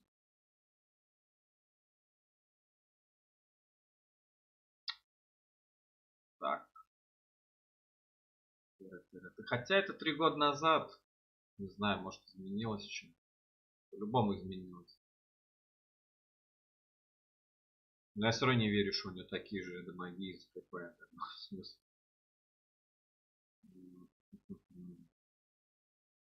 Ладно. Пойдем на ютубчик.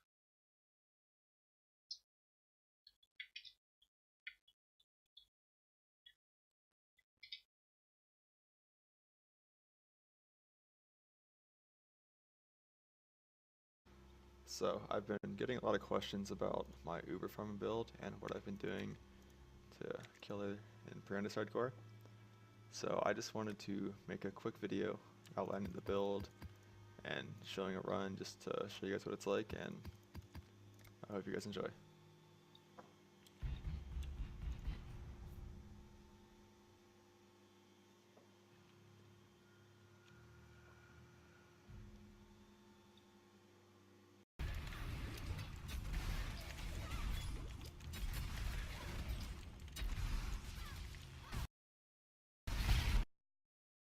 You don't want to get up with this guy. I have no idea how much damage it would do. That's the first time I've actually fucked it up to where he was last one alive. Normally you want the Cycloner to be alive last.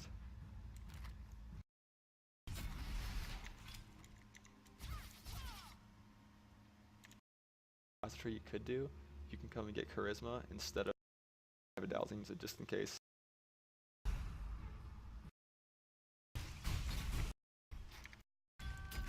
Valid Disciplines and Valerian Trap. You don't need Decoy Totem here. I'm gonna keep mine filled in. And whenever she Storm falls, you just need to hit a Topaz, because with Temp Chains, so just get last note. So the Flame Blasts are extremely easy to avoid.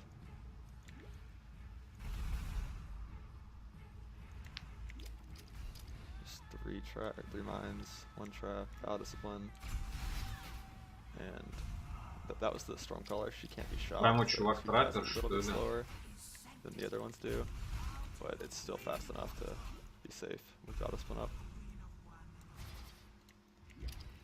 Вроде медленная она. And Storm Caller again, it's unlucky, but it shouldn't be a problem. Double Flame Blasts are extremely slow. Ну да, она очень что-то медленная. Короче, как обычно выглядит. Ладно, хп меня, вот хп, и все, я буду готов. Не знаю, сколько хп у него. Ну там 10 лямов. В принципе, нормально.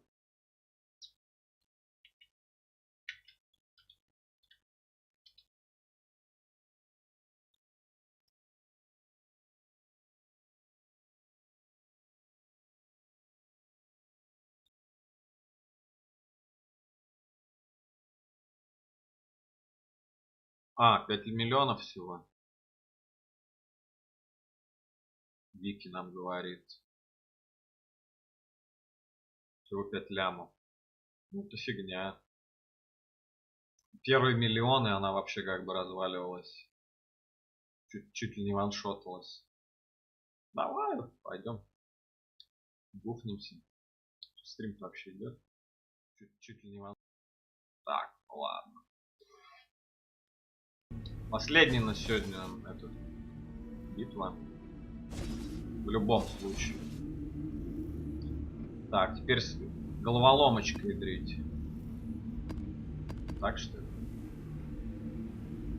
Погнали.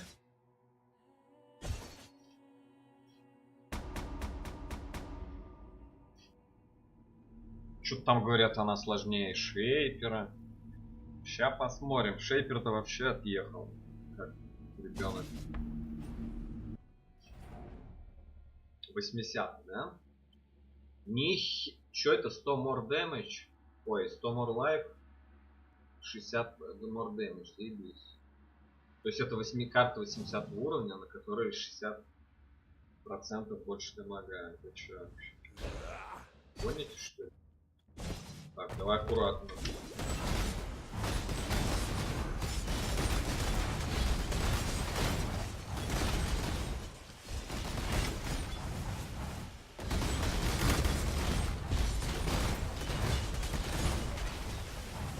Да, слушай, ХП чувствуется удвоенное.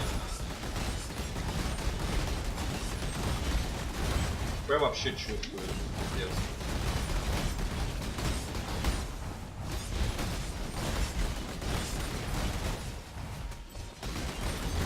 ХП как у мобов в темпле.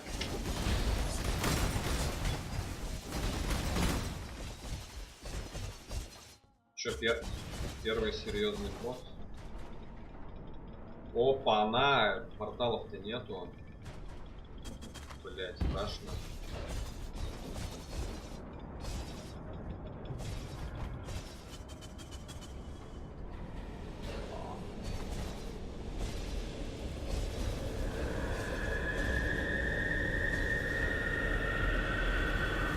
Бля, сейчас слэм и все, и улечу что-то.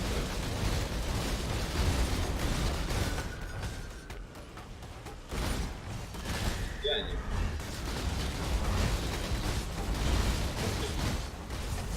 Нормально. Это что такое?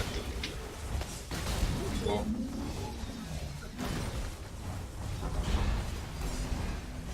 Раунд, слушай. Пошел-ка я отсюда. А чё там, разве он не 3 раза бьет? Это чё такое? Он же 3 раза стреляет, нет? Чё это за пулемет, блядь? Так нет, ты видел, прям пум-пум-пум. Он вообще не прекращал стрелять. Он раз 10, наверное, выстрелил. Шок-то понятно, шок. Опять же, смотри, 80% резы. 70, ну, с зарядом 80. Непонятно, это что за дамаги такие?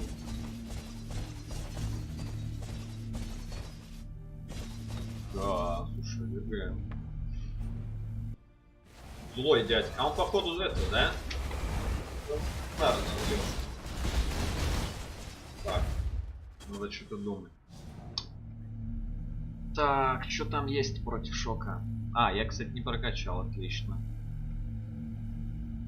Против шока не прокачал. Что как глядишь? Походу приехали, да? Ага, понятно. Не, ну там вообще какой-то дамаг нечеловеческий. То есть у меня сносит больше половины. То есть 4000, да, допустим. Умножаем на 5. То есть 20 тысяч у него урона, что ли, за этот случай. Что, спятил? Там вообще какой-то ад. Там первый попадает, шок, второй тебя уже ваншотит, если ты не захилялся. Чё ты бред вообще. Вот это интересно, да. Шейпер вафля какая-то. А, был лайтнинг, да? Ясно. Но там все подряд летело, я же чуть не сдох. У него прям такое ощущение скорости там 10-кратно. Мгновенно так наводится. То есть я привык к обычному, там спокойненько так и плетешься такой походочкой прогулочной и доджишь все. Да, это жестко. Походу Адзири там вообще разнесет. Так, ну что, давайте допрощаться с персонажем. на грандмастера. А, ну, кстати, грандмастера я скину, я сейчас тебе скажу. Сразу же их возьмем. Чисто посмотреть, как оно там. Портал возьмем. А с этим, да, прощаемся. Если тут валы такие жесткие, троица там меня вообще порвет на куски. От Дири-то, может, еще убью. Ой, господи, где еще 4 там? Во. Я что-то херею, я даже не то что откатить, я влетаю, он меня сразу это жарит. Мне показалось, что нельзя откатить. А фласка на макс рез не будет работать из-за арморки. Лорвиф он капает жестко 80. То есть любые там на мапах минус макс резы, любые бафы на макс резы, они не работают. То есть у меня 80 и все. Ну здесь 78, ну как бы заряд-то один у меня всегда есть. Даже после хита.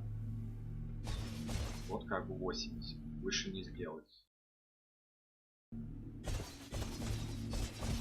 Я не знаю, ну что-то как-то жестко. И это причем против Ай. Так. Заряды, да, что там еще? Как-то он вообще, я не знаю, 10-кратно перебаф. То есть там скорость где-то 10-кратная. Дамаг 3-кратный. Так, давай изучаем отсюда поле битвы. Я же говорю, я сразу скакать начал, он мне сразу попадает. Хорошо.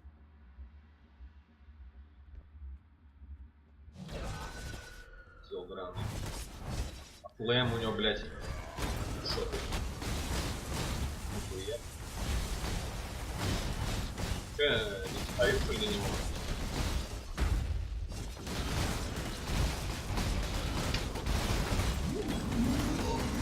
Ну вот.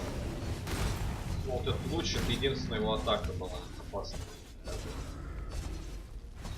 Потому что, я так понял, от нее не увернулся. Какой-то, блядь, причине.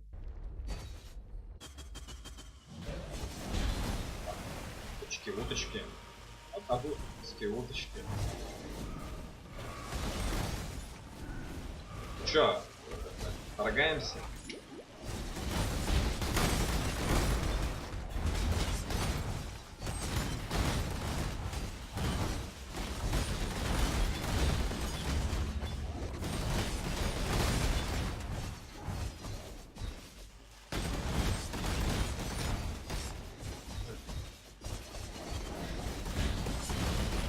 Переть, конечно, здоровье.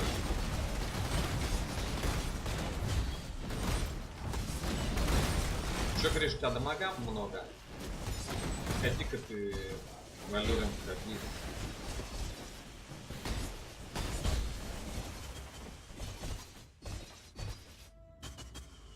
Что, походу ГГ сейчас будет.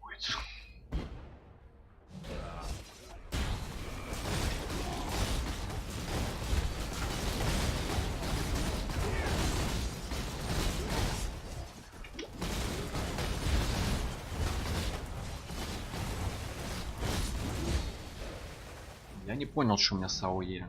Камень, что ли, не понял? А, да-да-да. Блять, думаю, что за херня, вообще не достаю.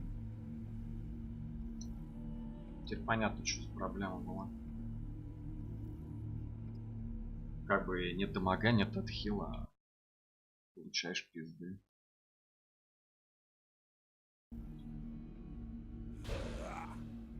Чё, блядь?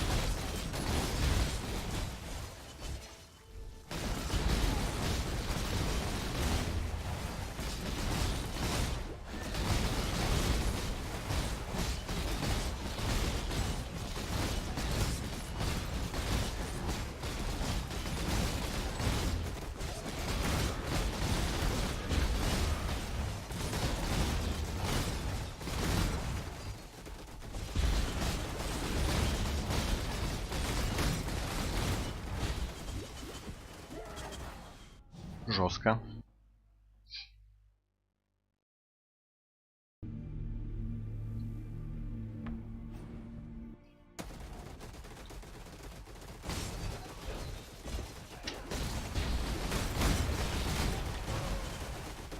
Хорош. Подожди, я убил, что ли?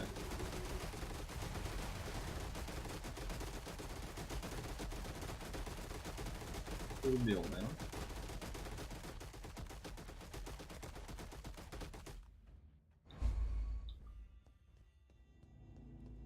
Так. Что, погнали этот на прощание тогда, напоследок. Грандмастеров.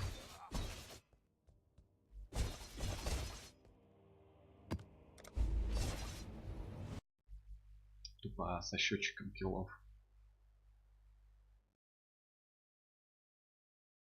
Да там вообще я так и не... Как, чем можно так пиздануть, что вообще все хп сразу уходит? Шейпер так не дамажил. Чё, погнали.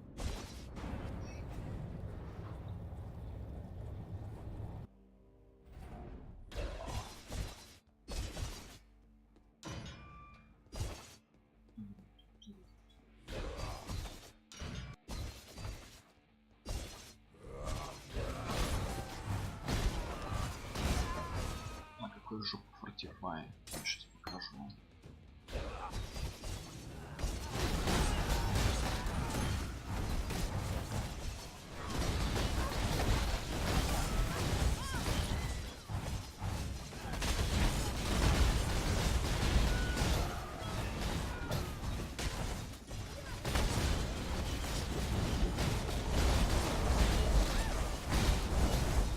Что это?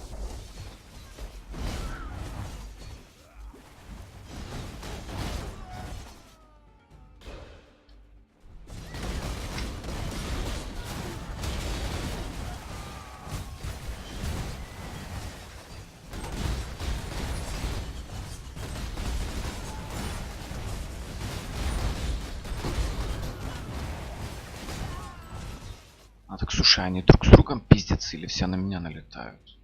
Кстати, у меня ауры нет.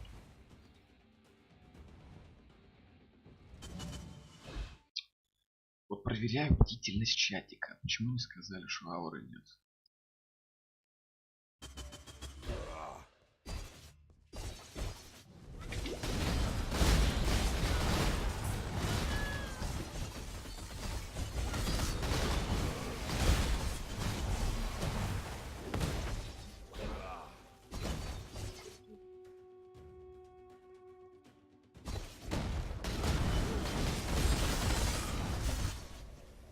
А чё она не дамажится-то? Алло. Чё это, иммунка что ли какая? А, это фласка что ли, походу, на реген?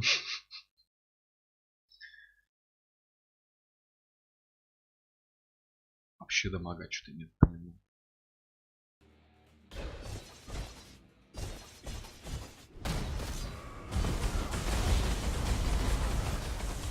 Ну, ты видел, что это за бред? Там хаос что ли нужен? Или что пробить его? На походу щита там как-то где-то панишмент такой. Блять, и как этот панишмент контрить?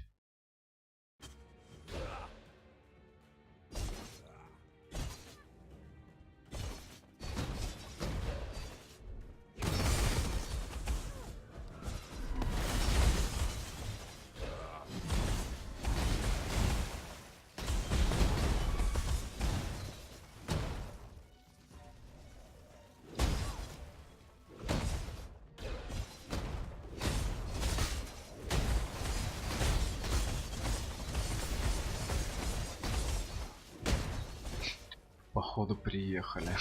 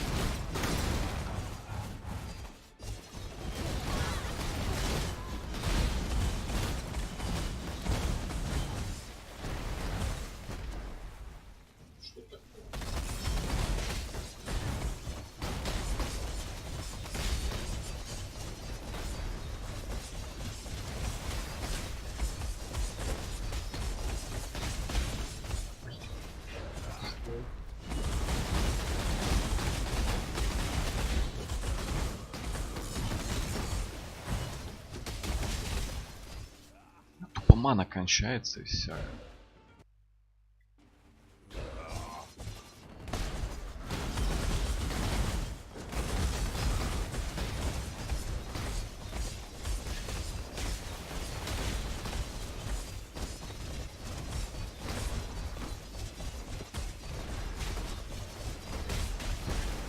А, стоп.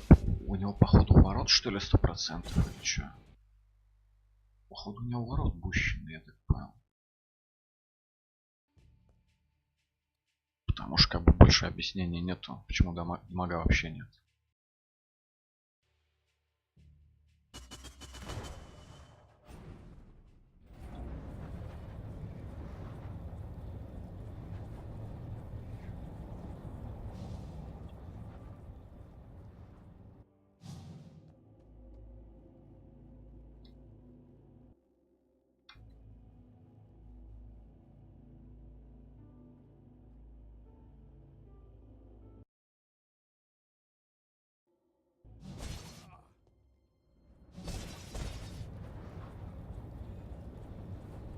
Что там за лич такой себе? Он меня даже не дамажит, блять. Какой чем он лич?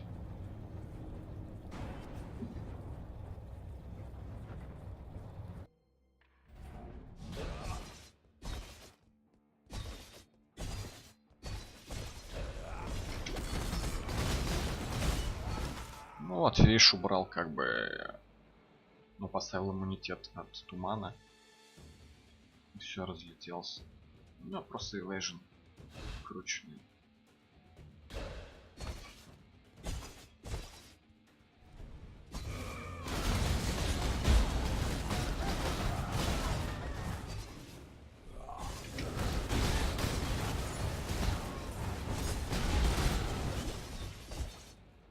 Хера себе.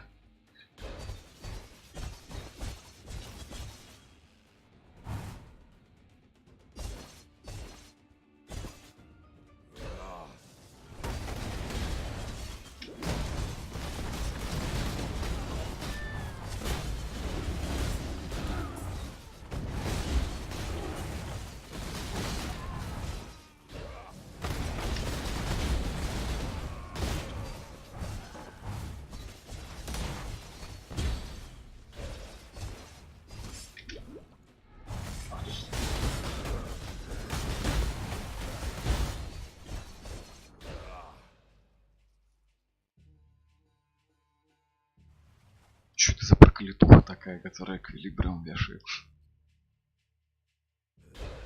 А, или это у него?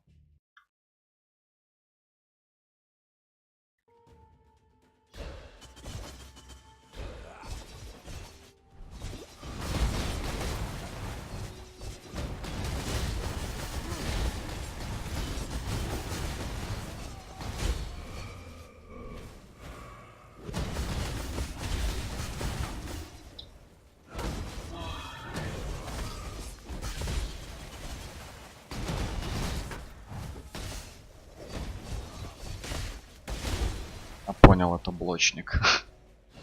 С 75-м блок.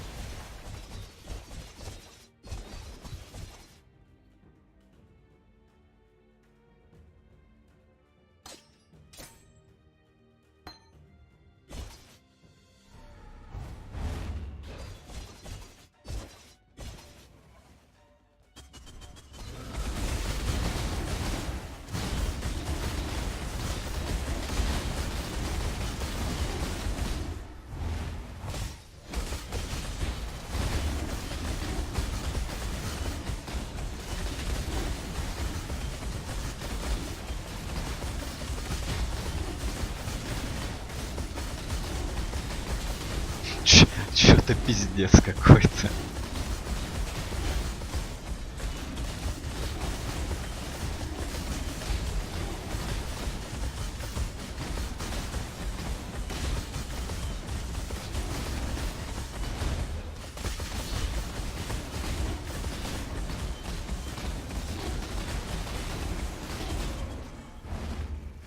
все нахуй. Бля, такой бред.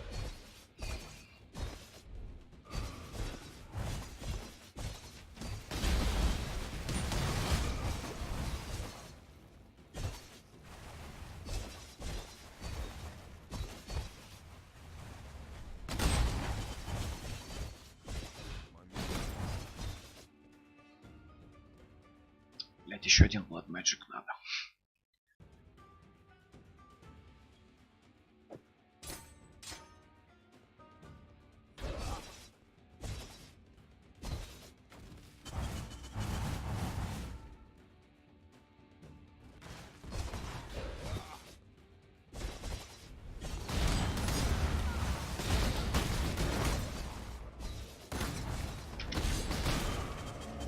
Нормально.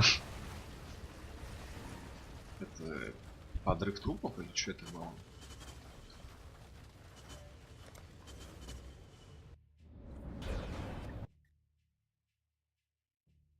Что-то жестко, блин.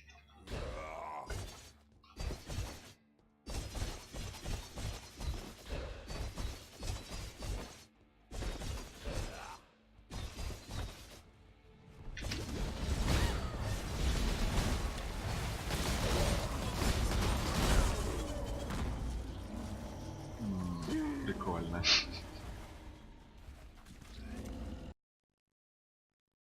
Чисто хардкор.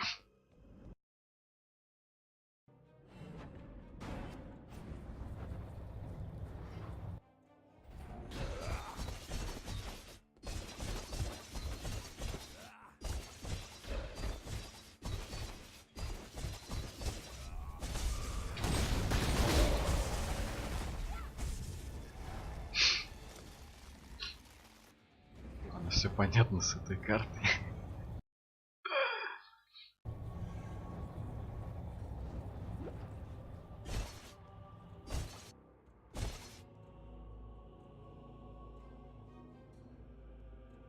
Как минимум она не для хардкора.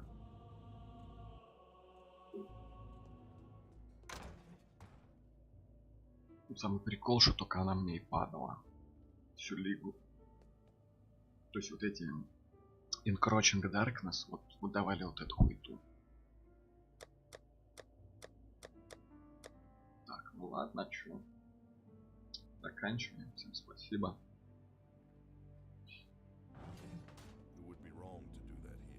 Завтра, наверное, сундук форманул. А там посмотрим. Да, баланс прекрасный. Счастливо.